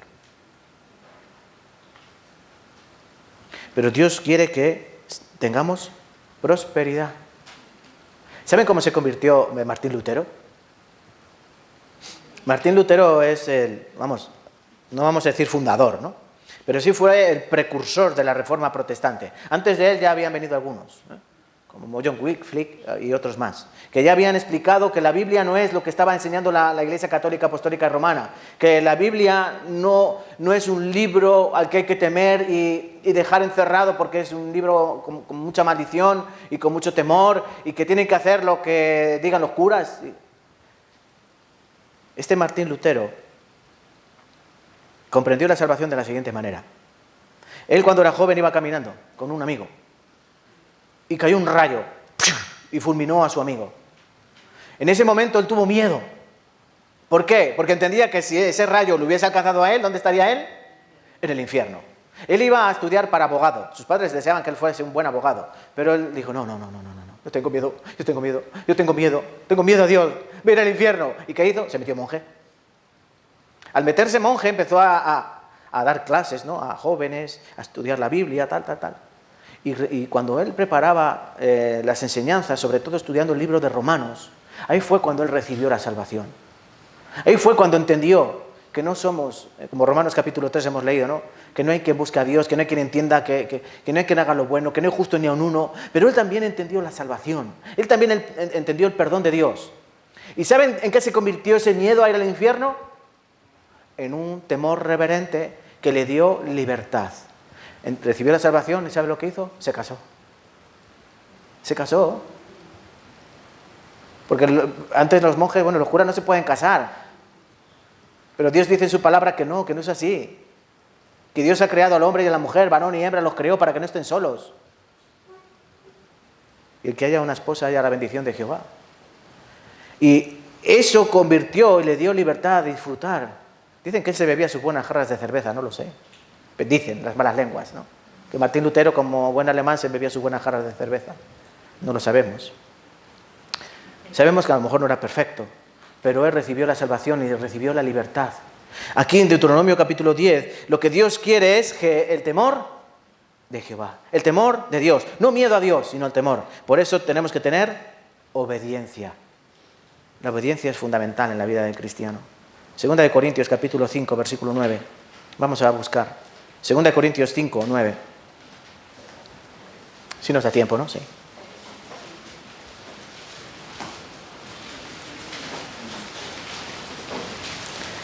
En tercer lugar, estamos aprendiendo que Dios, el temor a Dios nos enseña la obediencia. Así escribió Pablo, 2 Corintios 5, 9 al 11. Si lo tenéis, vamos a leer. 2 Corintios 5, 9 al 11. Por tanto, procuramos también, o ausentes o presentes, serle agradables. Porque es necesario que todos nosotros comparezcamos ante el tribunal de Cristo, para que cada uno reciba según lo que haya hecho mientras estaba en el cuerpo, sea bueno o sea malo. Conociendo pues el temor del Señor, persuadimos a los hombres, pero a Dios le es manifiesto lo que somos, y espero que también lo sea a vuestras conciencias. Miren, los cristianos, el que ha sido salvado, no va a pasar por el tribunal del trono blanco que aparece en Apocalipsis, capítulo 20. Ese que decía Juan, vi a un trono y al que estaba sentado en él, del cual huyeron el cielo y la tierra y trajeron los libros, ¿sí? Y fueron abiertos los libros y los muertos fueron juzgados por las cosas que estaban escritas en los libros. Y trajeron otro libro, que es el libro de la vida, ¿no? Hay dos clases de libros. Libros y el libro de la vida. Pero los que estaban escritos en esos libros, dice que fueron juzgados según sus obras. La condenación, ¿no? La muerte y el Hades entregó a los muertos. Y el mar entregó a los muertos que había en él. Y los muertos fueron juzgados. Y el que no se halló escrito en el libro de la vida fue echado al lago de fuego. Esta es la muerte segunda. Este es el miedo que van a tener. Ahora los hombres no tienen miedo a Dios, no tienen temor a Dios. ¿Y cómo viven? Comamos y bebamos. Mañana vamos a morir y nos van a comer los gusanos. Pues que lo disfruten los humanos, ¿así no? Y viven de esta manera, disfrutando de la vida. No tienen un duro, pero comen de todo, tienen de todo, piden préstamos, así. Viven de esa manera, disfrutando de la vida, porque la vida son 2 días y llevamos ya 1 y medio. Pero después, como está escrito que toda rodilla se doblará ante el Señor, ahí sí que tendrán un miedo. Y no un miedo reverente, sino un miedo terrible. ¿Pero qué ocurre con los cristianos? ¿Pasaremos en ese tribunal? No, pero sí pasaremos por otro tribunal. Pablo dice, es necesario que todos nosotros comparezcamos ante el tribunal de Cristo. Hay que saber diferenciar. Por un lado está el tribunal del trono blanco, tribunal de Dios, Apocalipsis capítulo 20, donde los muertos serán juzgados por las cosas escritas en los libros. Pero luego hay otro tribunal, el tribunal de Cristo, totalmente diferente. Es el tribunal de Cristo, no de Dios. Es el tribunal de Cristo para los que son de Él. Porque Cristo también nos va a juzgar por las cosas que hayamos hecho. ¿Cuándo? Después de recibir la salvación en adelante. Antes no, lo de antes no cuenta, ¿vale? Qué suerte, ¿no? Qué suerte. Qué suerte, por ejemplo, para ese que fue crucificado al lado del Señor y que dijo, acuérdate de mí cuando estés en tu reino. En verdad te digo que hoy estarás conmigo en el paraíso. Él cuando sea juzgado en el tribunal de Cristo, ¿por qué será juzgado? Por nada. No fue a la iglesia, o sea, no es que ni faltó ni fue, ofrenda ni dio ni no dio, ¿entiendes? No tuvo ningún servicio, no, pero tampoco tendrá galardón. Porque esto es lo bueno. El cristiano tendrá galardón, tendrá recompensa, tendrá corona. Pero habrá otros cristianos que ¿qué ocurrirá? Cuando Cristo sopese sus obras buenas para el Evangelio y sus obras malas para este mundo. Por ejemplo, Pablo en 1 Corintios capítulo 3 que dice, hablando de edificar, ¿no? El fundamento es Cristo, ya está puesto. Dice, pero hay que ver, cada uno tiene que mirar cómo sobreedifica, porque si alguno sobreedifica sobre este fundamento que es Cristo, madera, heno, hojarasca, dice que estas cosas se quemarán. La prueba del fuego las funde. Y cuando dice madera, heno, hojarasca, se refiere a las cosas de este mundo. Pero Pablo dice, pero si alguno edifica con plata, oro, piedras preciosas, eso es de mucho valor. ¿Eso qué es? Tesoro en el cielo, del que habló Jesucristo. Haceos tesoro en el cielo. Las obras justas, el predicar el Evangelio, el salvar almas, el llevar una vida que dignifique a Cristo, eso es tesoro en el cielo. Pero el ocuparte en las cosas de la tierra, preocuparte y ocuparte de las cosas de la tierra, son madera, heno y hojarasca. Tanto unas cosas como las otras, cuando estemos en el tribunal de Cristo, el Señor las someterá al escrutinio de sus ojos, al fuego de su prueba. A ver qué nos queda. Por eso es necesario obediencia. Eclesiastés capítulo 12, versículo 13 y 14. El fin de todo discurso oído es este: teme a Dios y guarda sus mandamientos, porque esto es el todo del hombre, porque Dios traerá toda obra a juicio juntamente con toda cosa encubierta, sea buena o sea mala. ¿Saben el discurso de Eclesiastés, del capítulo 1 al capítulo 12? Vanidad de vanidades, todo de vanidad, desnudo vine, desnudo me fui, alégrate joven en tu juventud, así todo eso, ¿no? Sobre todo el capítulo 12, el principio, nos relata cómo es el declive del hombre. Cuando habla de que se oscurecerán los que miran por las ventanas, cuando cesará el ruido de las muelas, dice cuando tiene temor de la altura, está hablando de la vejez, ¿no? Porque ya los viejos ya pierden la vista, ya no pierden el apetito, pierden la dentadura, así todas esas cosas, esa es la vejez. Cuando se quiebra, dice el cuenco de plata, ¿no?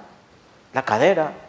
Habla de ese decrépito envejecer del hombre que lo lleva a la nada, ¿no? No a la nada, te lleva a esto. El fin de todo el discurso oído teme a Dios y guarda sus mandamientos, porque esto es el todo del hombre. Dios traerá a juicio toda cosa juntamente, o sea, toda obra a juicio juntamente con toda cosa encubierta, sea buena o sea mala. Entonces, cuando tú temes a Dios, ¿qué haces? Obedeces a Dios. ¿Por qué? Porque Él va a juzgar toda cosa. En el tribunal de Cristo se juzgará todo lo que has hecho a partir de que recibiste la salvación. ¿Qué has hecho para el Señor y qué has hecho para ti? Lo que has hecho para el Señor y lo que has hecho para ti. A ver qué pesa más. Por eso, ¿tú qué tienes que hacer? Obedecer la palabra. ¿Para qué? Para que tengas tesoro en el cielo. Sé obediente a la palabra. En cuarto lugar, el temor de Dios desarrolla valentía espiritual. Cristiano, cristiana, ¿eres cobarde o valiente? ¿Qué eres? ¿Cobarde, gallina, capitán de las sardinas, como decíamos cuando éramos niños? Cobarde, gallina, capitán de las sardinas, porque no te atrevías a pasar a una casa abandonada porque había fantasmas. ¿Cómo es el cristiano de hoy? ¿Es cobarde o es valiente? Ninguna de las dos. El cristiano por medio ni una cosa ni otra, es tibio. No es del todo cobarde, ni del todo valiente. Si me dan la situación para hablar de Dios, donde veo que no hay riesgo de mi integridad física, moral, emocional, amigal, yo hablo de Dios. Pero en el momento que veo que hay un ambiente donde puede haber un rechazo, donde puede haber una mala mirada, un criticar, un algo, entonces mejor me callo. Ese es el cristiano por medio. El que habla cuando es fácil hablar. Y el que calla cuando considera que hay que callar. Cuando el Señor nos dice que eso no es así. El temor desarrolla valentía en nuestro corazón. Salmo 27, el 1 al 3.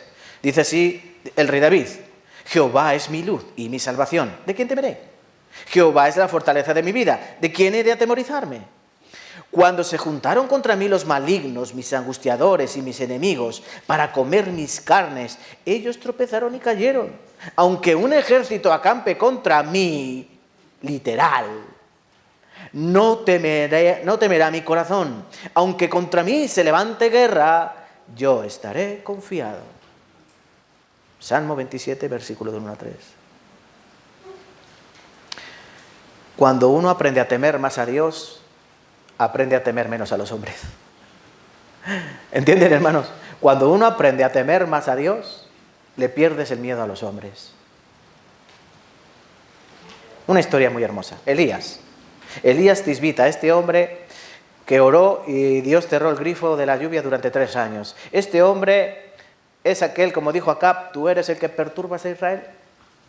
Este hombre que los cuervos le traían pan y le traían carne en el río, ¿no? Este hombre que fue a una casa en Sarepta y le recibió a una viuda. Este hombre que Dios utilizó tan preciosamente y que hizo un concurso a ver cuál es el Dios verdadero, si Baal o Jehová. Y él ganó el concurso, porque descendió fuego del cielo y consumió su holocausto, su ofrenda. ¿Saben la historia, no? Primera de Reyes, capítulo 18, capítulo 19 nos habla de esto. Pero sobre todo capítulo 19, quiero que busquemos de Primera de Reyes, primer libro de los Reyes, capítulo 19. ¿Por qué Dios, o el temor de Dios nos da valentía? Fíjense. Primero de Reyes, capítulo 19. En ese tiempo había una reina malvada llamada Jezabel, la más mala de las malas, que podría ser perfectamente la bruja de los cuentos. Y un rey de Israel, que podríamos llamar en ecuatoriano un mandarina, en español un calzonazos, ¿no? Primera de Reyes, capítulo 19, que obedecía a esa reina malvada. Él edificó altares a Baal, él edificó o promulgó la adoración a Baal. Baal significa Señor. Primera de Reyes 19, que yo con tanta chacha ahora no llego. Versículo 9 al 14. Bueno, saben que Elías mandó matar a los 400 profetas de Baal. Les cortaron el cuello, ¿no? Les cortaron el cuello. ¿Y qué ocurrió? Bueno, pues Elías esperaba lo que cualquiera esperaría, una gran victoria, ¿no? Una palmadita en la espalda, bien hecho, Elías, tienes razón, Jehová es Dios. Pero ¿qué ocurrió? Sobre él sentencia de muerte, ¿no? Sentencia de muerte. Aquí en capítulo 19, versículo 1, dice: Acab dio a Jezabel la nueva de lo que Elías había hecho y de cómo había matado a espada a todos los profetas. Entonces envió Jezabel a Elías un mensajero diciendo: así me hagan los dioses. Pon voz de mujer llena de coraje y de odio. Así me añadan los dioses y aún me añadan. Si mañana a estas horas yo no te he puesto tu persona como la de uno de ellos, mañana a estas horas tu cuello también cortado. 24 horas tienes. Respuesta de este valiente Elías: se fue corriendo por el desierto y se puso debajo de un enebro. Me quiero morir, vaya rollo, allí, ¿no? Esto no es justo. En el desierto, debajo de un arbusto, sollozando, deseando morirse, Dios envía a su ángel, el ángel de Jehová, lo despierta, Elías, come, bebe. Otra vez se duerme, lo vuelven a despertar: Elías, levántate, come, bebe, el largo camino te resta. Dice que él comienza a caminar cientos de kilómetros y llega al monte Horeb, al monte de Dios. ¿Saben a qué? A recriminarle a Dios. Versículo 10. Bueno, versículo 9. Y allí se metió en una cueva cuando llegó al monte Horeb, al monte de Dios, donde pasó la noche. Y vino a él palabra de Jehová, la cual le dijo: ¿qué haces aquí, Elías? Él respondió: he sentido un vivo celo por Jehová, Dios de los ejércitos, porque los hijos de Israel han dejado tu pacto, han derribado tus altares y han matado a espada a tus profetas. Y yo solo he quedado y me buscan para quitarme la vida. He cambiado el tono aquí, ¿no? Y le dijo: sal fuera. Dímelo en la calle. Dímelo en la calle. Ponte en el monte delante de Jehová. Y he aquí que Jehová pasaba. Subraya eso en tu Biblia. Y un grande y poderoso viento que rompía los montes. Un viento que rompía... ¿Tú te imaginas eso? Eso es más que un huracán. Un viento que rompía los montes. Y quebraba las peñas delante de Jehová. Pero Jehová no estaba en el viento. Y tras el viento, un terremoto pero Jehová no estaba en el terremoto. Y tras el terremoto, un fuego, pero Jehová no estaba en el fuego. Y tras el fuego, un silbo apacible y delicado. Y cuando lo oyó Elías, no el terremoto, no el viento, no el fuego, cuando oyó el silbo apacible, cuando Elías oyó, cubrió su rostro con su manto y salió y se puso a la puerta de la cueva. He aquí vino a él una voz diciendo: ¿qué haces aquí, Elías? Ahora te cambió el tono. Él respondió: he sentido un vivo celo por Jehová, Dios de los ejércitos, porque los hijos de Israel han dejado tu pacto, han derribado tus altares y han matado a espada a tus profetas, y yo solo he quedado. Me buscan para matarme. Yo creo que ese fue el tono. No lo sé, no le dice la Biblia, ¿vale? Pero yo creo que ese fue el tono. Primero fue en tono de reproche. Son las mismas palabras, las mismísimas palabras. Por un lado, al principio reproche: oye, ¿qué pasa? Que matan a tus profetas, derriban tus altares, me buscan para matarme, no queda nadie. Pero luego después del viento que rompía las piedras, el terremoto y el fuego, el silbo apacible, él cubre su rostro con su manto.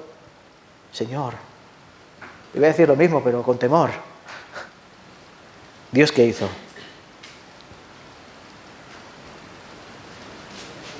Le dijo, versículo 15: ve, vuélvete por tu camino, por el desierto de Damasco. Llegarás y ungirás a Hazael por rey de Siria. A Jehú, hijo de Nimsi, ungirás por rey sobre Israel. A Eliseo, hijo de Safat, de Abel Meola, ungirás para que sea profeta en tu lugar.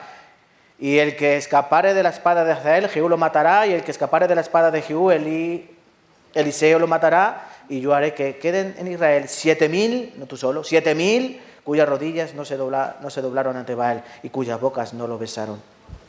Aquí lo que hizo Señor, Dios, es sacarle el músculo a Elías. Porque Elías tenía miedo a una mujer. Pero Dios dice: ¿sabes a quién tienes que tener miedo, Elías? Te lo voy a mostrar con un viento, con un terremoto y con un fuego. Pero para que no tengas miedo, para que tengas temor, yo vengo en siervo apacible. ¿Cómo viene Dios al cristiano? ¿Con un viento que rompe la piedra? ¿Con un terremoto que quebranta todo? ¿Con un fuego que lo consume todo? No. Viene con un siervo apacible. Entonces, ¿esto no te llama valentía? Porque a Elías le funcionó. ¿A Elías le funcionó o no le funcionó? ¿Tenía miedo a una mujer? ¿Después tuvo miedo a la mujer? No, tuvo temor a Dios. Como alguna vez expliqué, hay terapias, ¿no?, de la vida. Hay una terapia muy sencilla para, por ejemplo, perderle el miedo a las cucarachas y a los ratones. Hermana, ¿tiene miedo a los ratones? Yo rápidamente le soluciono el miedo a los ratones. La meto en una habitación y la relleno de ratones. Y usted va a gritar mucho, ¡ah! Sí, ¿no? Pero yo automáticamente le voy a meter un león. Ahí va a dejar de tener miedo a los ratones. Eso sí, le van a dar miedo a los leones. Entonces es fácil, lo dice. ¿Entiende lo que hizo Dios? Dios dijo, ¿vas a tener miedo a una cucaracha, a Jezabel? Espérate que yo se haga un músculo, para que me temas a mí.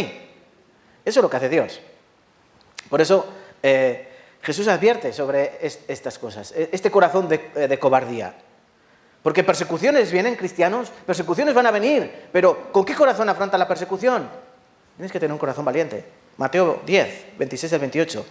Así que no los temáis, no temáis al hombre, porque nada hay encubierto que no haya de ser manifestado, ni oculto que no haya de saberse. Lo que os digo en tinieblas, decidlo en la luz, y lo que oís al oído, proclamando desde las azoteas. El Señor está diciendo cómo tenemos que predicar el Evangelio. Al principio lo recibieron en el oído, susurros, escondidos, así, pero luego dice, tendréis que proclamarlo en las azoteas.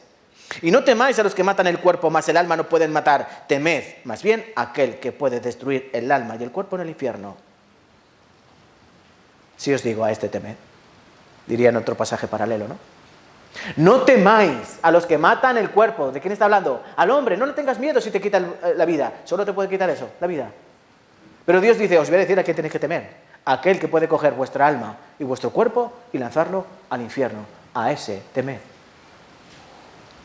Salmo 145, versículos 18 y 19. Cercano está Jehová a todos los que le invocan, a todos los que le invocan de veras. Cristiano, predicar el Evangelio no es Cristo te ama, así. Cristo te perdonó los pecados. Cuidado que viene la encargada, así. Cuidado que me oyen mis amigos y me van a señalar. No, es predicar el Evangelio, invocar. Invocar significa, ¿qué? Clamar en voz alta, invoca en tu boca, con voz clara, alta. Jesús es el Señor. Eso es, ¿no? Y dice el versículo 19, cumplirá el deseo de los que le temen, oirá a sí mismo el clamor de ellos y los salvará. O Salmo 34, si te gusta más, 7. El ángel de Jehová acampa alrededor de los que le temen y los defiende. Tenemos este Dios. Pablo lo resume así, Romanos capítulo 8. Este también es un pasaje maravilloso. Romanos 8. Vamos a buscar en la Biblia. Romanos capítulo 8. ¿Están bien, hermanos? Vale, yo sí, yo también. Yo teniendo agua. Un poquito más. Romanos capítulo 8, versículo 39. O sea, 31 a 39. Romanos 8, 31, miren. ¿Qué pues diremos a esto? Si Dios es por nosotros, ¿quién contra nosotros? Es curioso que muchos cristianos se lo saben. De memoria, ¿no? O como ese de para mí el vivir es Cristo y el morir ganancia, o ese de todo lo puedo en Cristo que me fortalece, así, ¿eh? Qué fácil decirlo, Pero luego nuestra vida, ese versículo los utilizamos como si fuesen mantras, ¿no? Como si fuesen frases hechas que valen para todo. Vas al banco, no tengo dinero, todo lo puedo en Cristo que me fortalece. No. Llegas a casa, la despensa vacía. Para mí el vivir es Cristo, el morir ganancia. ¿Sí? No vale para todo. ¿Qué pues diremos a esto? Si Dios es por nosotros, ¿quién contra nosotros? Está hablando de todo tipo de aflicciones, de enfermedades, de quebrantos, de tribulaciones, de todo lo que viene en la vida cristiana. Pero Pablo no se queda ahí. El que no escatimó a su propio Hijo, sino que lo entregó por todos nosotros, ¿cómo no nos dará también con él todas las cosas? ¿Quién acusará a los escogidos de Dios? Dios es el que justifica. ¿Quién es el que me condenará? Cristo es el que murió, más aún, Él también resucitó, el que además está a la diestra de Dios, el que también intercede por nosotros. Hay cristianos que viven atemorizados por su pecado y piensan, uy, esto es pecado, uy, esto es pecado, uy, esto es pecado, uy, uy. Se olvidan de que delante de Dios, a la diestra de Dios, está Cristo diciendo, es mío. Él murió, Él muerto por Él. Quieto, papá, tranquilo, relájate. ¿Entienden? ¿Qué hace Jesús? Él es, como dice Primera de Juan, capítulo 2, el abogado defensor, el abogado de oficio, el que está a la diestra del Padre, el que intercede por nosotros. El que si ve que tenemos debilidades o pecados pequeños, ¿qué hace? Papá, ten paciencia, es que ya sabes que está creciendo. Si es que casi no va a la iglesia, si es que espera, si no lee la Biblia, y dale tiempo que crezca, ¿no? Pero el que también, cuando hacemos algo grave, que dice, papá, ahora sí, dale ahí un buen tas, ¿no? Entonces tenemos que vivir una vida con tranquilidad. ¿Saben por qué? Porque hay uno que sí, como dice la Escritura, vuestro adversario, el Satanás, vuestro acusador, Satanás, dice que cada vez que tú cometes el pecado, ¿qué hace? Va a Dios, ¿no? Job capítulo 1, Job capítulo 2, en 2 ocasiones dice, se presentaron delante de Dios, los hijos de Dios, entre los cuales también estaba Satanás. Dios le dijo, hombre, Satanás, ¿dónde vienes? Mira, de rodear la tierra, de dar una vuelta por ella. Imagínate en nuestra época, ahora Satanás se presenta delante de... Hombre, Satanás, ¿qué tal? ¿Dónde vas? Pero mira, he ido a la iglesia de Tarancón. Ay, sabes, ahí hay uno, madre mía, tenías que asomarte. ¿No has visto? ¿No has visto a fulanita, menganito, a este de ahí? Mira cómo vive, no sé qué. Así, ¿no? Él es el acusador. Pero es que él también nos acusa en el oído. ¿Qué cristiano eres tú? Así, cuando hacemos algo malo o cuando tenemos algo en nuestro corazón, escuchamos una vocecilla susurrante, un poco estridente, pero que te dice, vaya cristiano que eres de pacotilla. Así, ¿no? No hay que escuchar eso, sino confiar en esta promesa que Dios hizo. El que no escatimó a su propio Hijo, sino que lo entregó por todos nosotros, ¿cómo no nos dará también con Él todas las cosas? ¿Quién acusará a los escogidos de Dios? Dios es el que justifica. ¿Quién es el que condenará? Cristo es el que murió, más aún el que también resucitó, el que además está a la diestra de Dios, el que intercede por nosotros. Media. Como la madre se pone delante del padre, no le pegues, que ya no lo va a volver a hacer. Así se ponía mi madre delante de mi padre cuando venía con la correa. No le des. No. Y a mi padre no me daba. ¿Quién intercedía? Mi madre Isabel, ¿no? Ahora mi padre Dios me quiere pegar y ¿qué hace el Señor? No le pegues. No, sí. Cuando te lo mereces, sí, ¿no? ¿Quién nos separará, versículo 35, quién nos separará del amor de Cristo? ¿Tribulación, o angustia, o persecución, o hambre, o desnudez, o peligro, o espada? Como está escrito, por causa de ti somos muertos todo el tiempo, somos contados como ovejas de matadero. Antes en todas estas cosas somos más que vencedores por medio de aquel que nos amó. ¿Lo tienes en amarillo? Yo sí. Mi Biblia, miren, en amarillo, chillón. Antes en todas estas cosas somos más que vencedores, ultra vencedores, mega vencedores por medio de aquel que nos amó. Por lo cual, dice Pablo, estoy seguro de que ni la muerte, ni la vida, ni ángeles, ni principados, ni potestades, hablando de espíritus demoníacos de maldad, ni lo presente, ni lo porvenir, ni lo alto, ni lo profundo, ni ninguna otra cosa creada nos podrá separar del amor de Dios que es en Cristo Jesús, Señor nuestro. Amén. Quédate con esa copla. Y ten un espíritu de valentía. Pablo a Timoteo, 2 Timoteo 1:7, no nos ha dado Dios espíritu de cobardía, Timoteo, sino de poder, de amor, de dominio propio. Cristiano, tienes que ser valiente.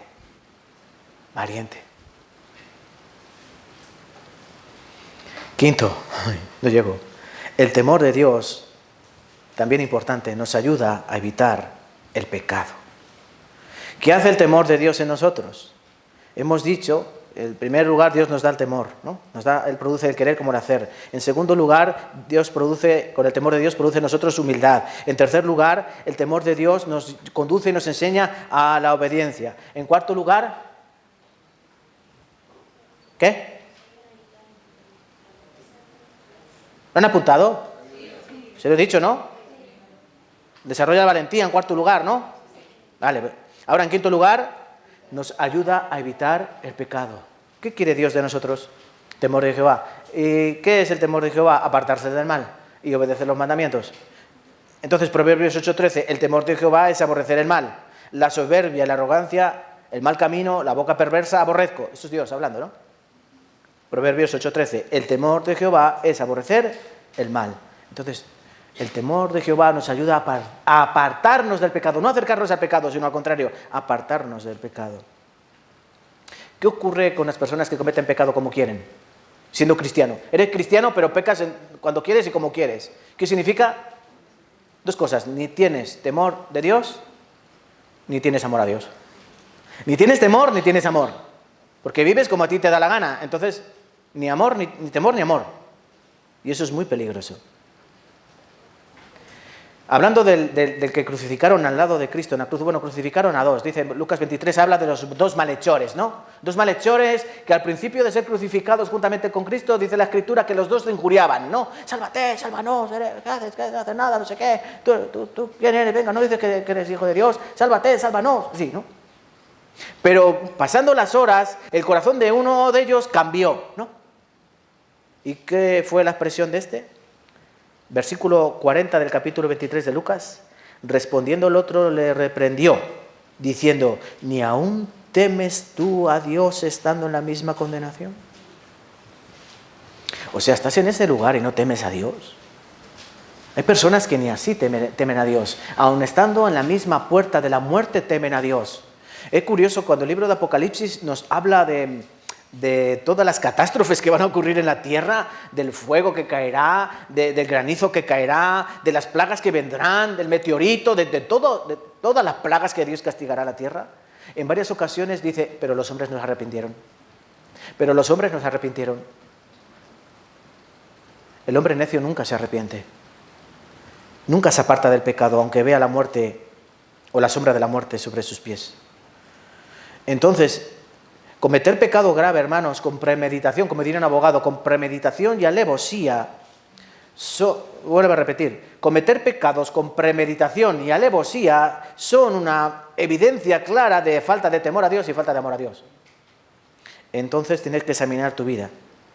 Porque la vida del cristiano, ¿cómo es? Busca la paz y la santidad, sin la cual nadie puede ver a Dios. Eso dice el autor de Hebreos, ¿no? Buscar la paz y la santidad, sin la cual nadie puede ver a Dios. Pablo amonesta a los hermanos de Corinto, 2 Corintios 7:1. Hermanos, puesto que tenemos tales promesas, limpiémonos de toda contaminación de carne y de espíritu, perfeccionando la santidad en el temor de Dios. ¿Qué hace el temor de Dios? Perfecciona mi santidad. Cuando yo entiendo quién es Dios, lo que hace Dios en mi vida, qué manera Dios trabaja, qué promueve en mí, apartarme del mal, apartarme del pecado, apartarme de lo que me daña. Porque Dios sabe que el pecado me daña, a nosotros a veces coqueteamos con el pecado, jugamos con el pecado como si fuese un juguetito divertido. Yo jugaba antes con esto y no me pasaba nada. Pero tenemos cuidado. ¿Por qué? ¿Tomará el hombre brasas en su pecho y no se quemará? Por eso debemos esforzarnos en este temor, que nos ayude a huir del pecado y de sus consecuencias fatales. Es un peligro para nosotros, sí. En Hechos capítulo 5 aparece una pareja, Ananías y Zafira. Han escuchado de estos dos, ¿no? Ananías y Zafira. Era una pareja, matrimonio de cristianos. Hay quien dice no eran cristianos. Sí, eran cristianos. En la iglesia de Jerusalén. Ahí empezaron a crecer los miembros, 3.000 un día, 5.000 otro día, multitud de personas. ¿Y qué hacían? Traían todas sus cosas, sus ganancias, ¿no? Lo que tenían. ¿Por qué? Porque empezaron a perseguir a los cristianos. Los cristianos empezaron a perder casas, a perder trabajo, a perder amigos, relaciones sociales, pero todos comían, como dice la Escritura ahí en Hechos capítulo 2, comían todos juntos con alegría y humildad de espíritu, ¿no? Con sencillez. Pero ¿qué ocurre? Empiezan a dar ofrendas. Y lo que ocurre cuando dan ofrendas, hay algunos que están por ahí con el ojillo, a ver cuánto nos da, a ver, para que lo vean los hombres. La palabra dice que cuando tú des ofrenda no toques trompeta delante de ti y tu mano derecha no sepa lo que hace tu izquierda, pero algunos sí.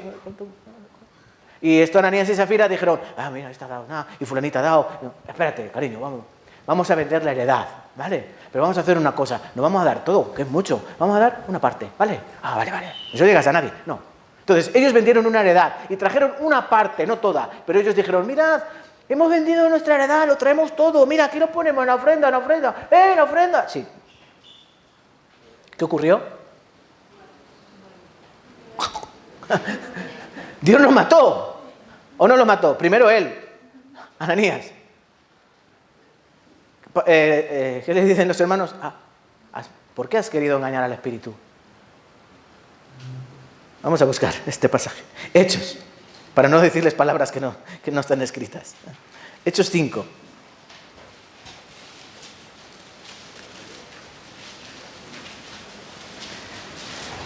Versículo 4.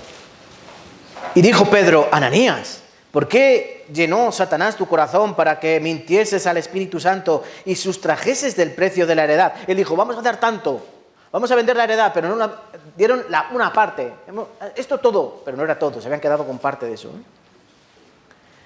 Reteniéndola, versículo 4, ¿no se te quedaba a ti? Y vendida, ¿no estaba en tu poder? ¿Por qué pusiste esto en tu corazón? No has mentido a los hombres, sino a Dios. Al oír Ananías estas palabras, cayó y expiró. Y vino un gran temor, o miedo. ¿Qué vino? ¿Miedo o temor? Y vino un gran temor sobre todos los que lo oyeron. Y llevándose los jóvenes, lo envolvieron y sacándolo, lo sepultaron. Pasado un lapso como de 3 horas, sucedió que entró la mujer. Hola, ¿cómo tal? ¿Cómo estáis, hermanos? Y no sabiendo lo que había acontecido. Entonces Pedro le dijo, dime, ¿vendiste la heredad en tanto? Y ella dijo, sí, en tanto. Y Pedro le dijo, ¿por qué convinisteis en tentar al Espíritu del Señor? He aquí a la puerta los pies de los que han sepultado a tu marido, y te sacarán a ti. Al instante ella cayó a los pies de él, expiró, y cuando entraron los jóvenes la hallaron muerta, y la sacaron y la sepultaron junto a su marido. No eran cristianos, eran mundanos. ¿Eran mundanos? Si hubiesen sido mundanos no habría pasado nada. No habría pasado nada.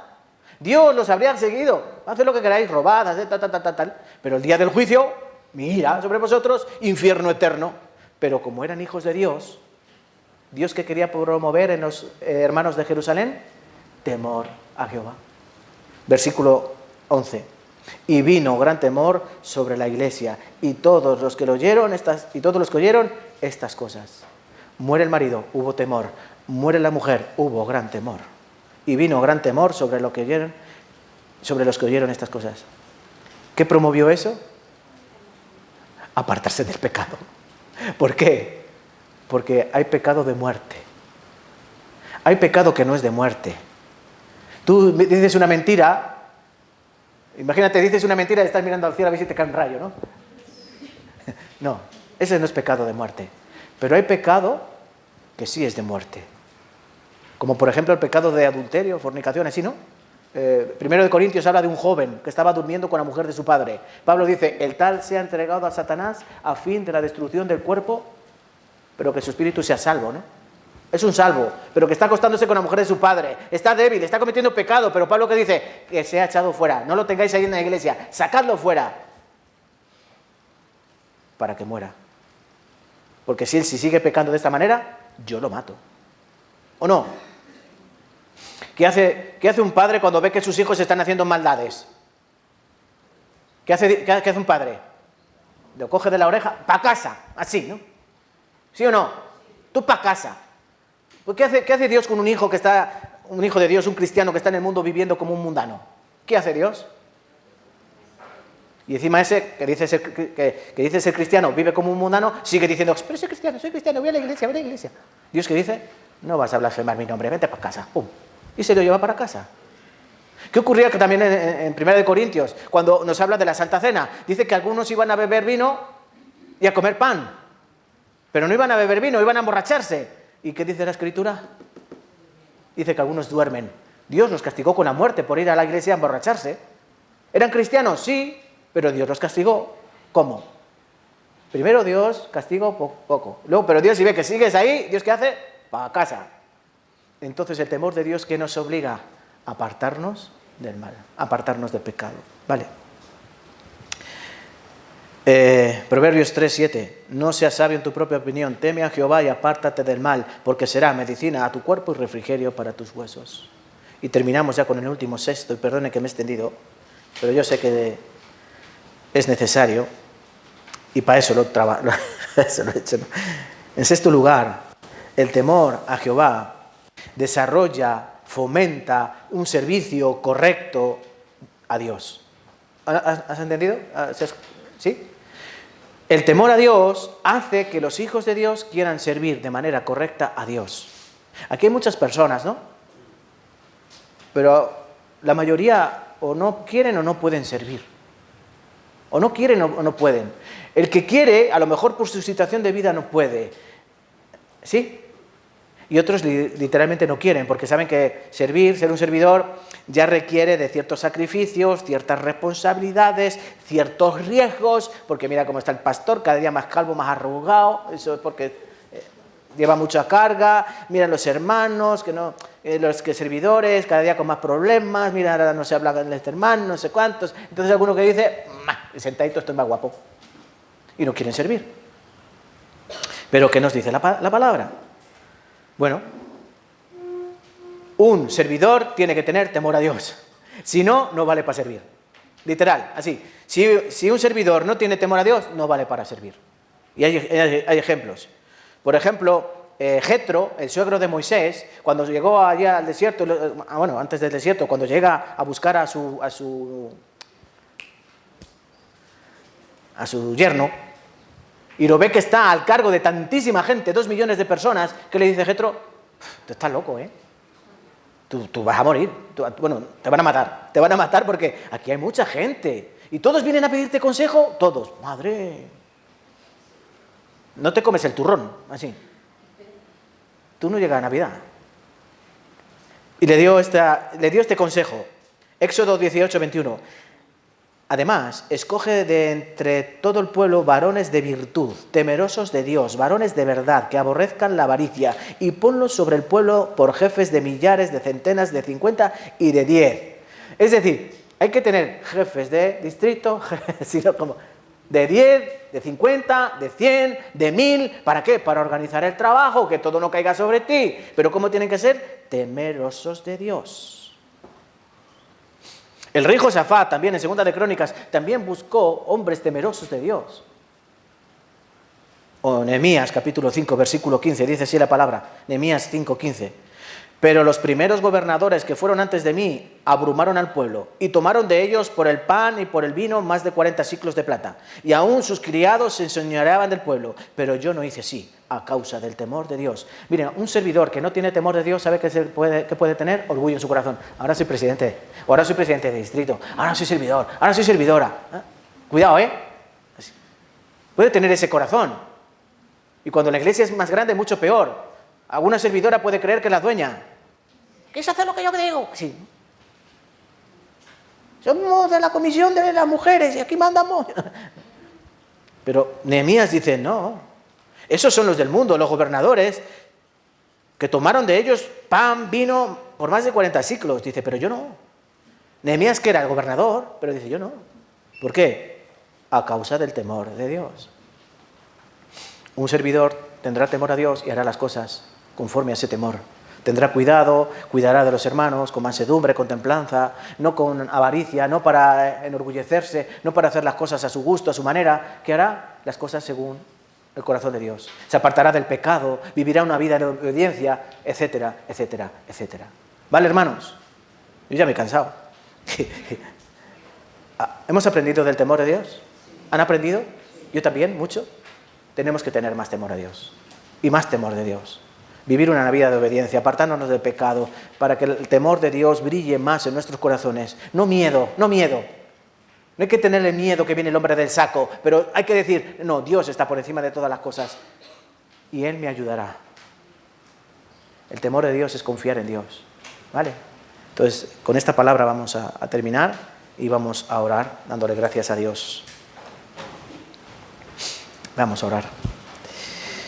Bendito Padre que vives y reinas, te damos gracias por tu santa, bendita palabra, en la cual te pedimos que more en nosotros, que la atesoremos, que no seamos oidores olvidadizos, sino hacedores de ella, y que aprendamos acerca de tu temor y que lo pongamos en práctica, porque si no, de nada servirá haber estado aquí escuchando, Señor. Guarda nuestros corazones y ayúdanos a que este temor sea cada día más evidente en nosotros, viviendo como tú deseas que vivamos. no con un miedo psicológico, no con una fobia hacia un Dios cruel que tiene el poder de destruirnos en cualquier momento, sino como ese temor reverente de un Padre que nos ama sin condiciones, pero que también puede disciplinarnos si llega el caso necesario. Por eso ayuda para que la Iglesia de Tarancón busque cada día más la santidad, para que los que están en pecado dejen el pecado, Señor, para que los que son desobedientes y arrogantes dejen su desobediencia y humillen su corazón a aquel que resucitó al Señor entre los muertos, para que entendamos que de Él viene todo el poder y que de Él viene toda la gloria y que de Él emana todo el conocimiento y la sabiduría, y que tenemos que comenzar nuestra sabiduría, nuestro buen caminar, en el temor de Jehová, en el temor de Dios. Te damos gracias por esta palabra y oramos en el nombre de Cristo Jesús. Amén y amén. Muchas gracias, hermanos. Felicidades. Han aguantado bien. Han aguantado bien. Vamos a cantar una alabanza. Los hermanos del coro han cantado Haya paz, no. Oh Maestro, despierta.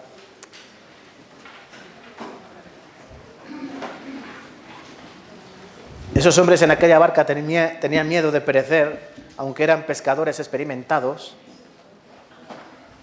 pero se olvidaron de que el que estaba en la barca era el creador de la tormenta, el Dios Todopoderoso. Vamos a cantar. ¿Página? 281. 281.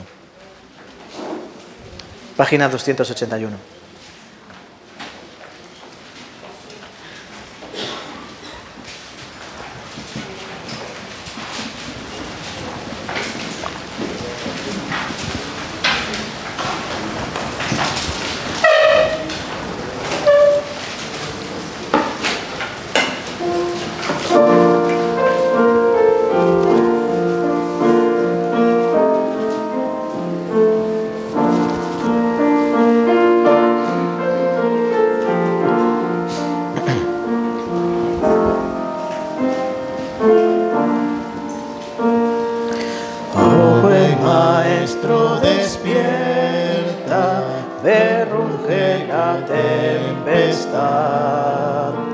La gran extensión de los cielos se llena de oscuridad. ¿No ves que aquí perecemos? Puedes dormir así. Cuando el mar agitado nos abre su profundo sepulcro aquí. Los vientos, las ondas oirán tu voz. Haya paz. Calmas las iras del negro mar, las luchas del alma las haces cesar, y así la barquilla doba el Señor, hundirse no puede en el mar traidor. Doquier se cumpla tu voluntad, haya paz, tu voz resuena en la inmensidad, paz, haya paz. Despavorido maestro, lo busco con ansiedad. Mi alma angustiada se abate, arrecia la tempestad. Pasa el pecado a torrente sobre mi frágil ser, y perezco, maestro, oh quiéreme socorrer. Los vientos, las ondas oirán su voz, haya paz. Calmas las iras del negro mar, las luchas del alma las hace cesar, y así la barquilla doba el Señor, hundirse no puede en el mar traidor. doquier se cumpla tu voluntad. Haya paz, tu voz resuena en la inmensidad. Paz, haya paz. Vino la calma, maestro, los vientos no rugen ya, y sobre el cristal de las aguas el sol resplandecerá.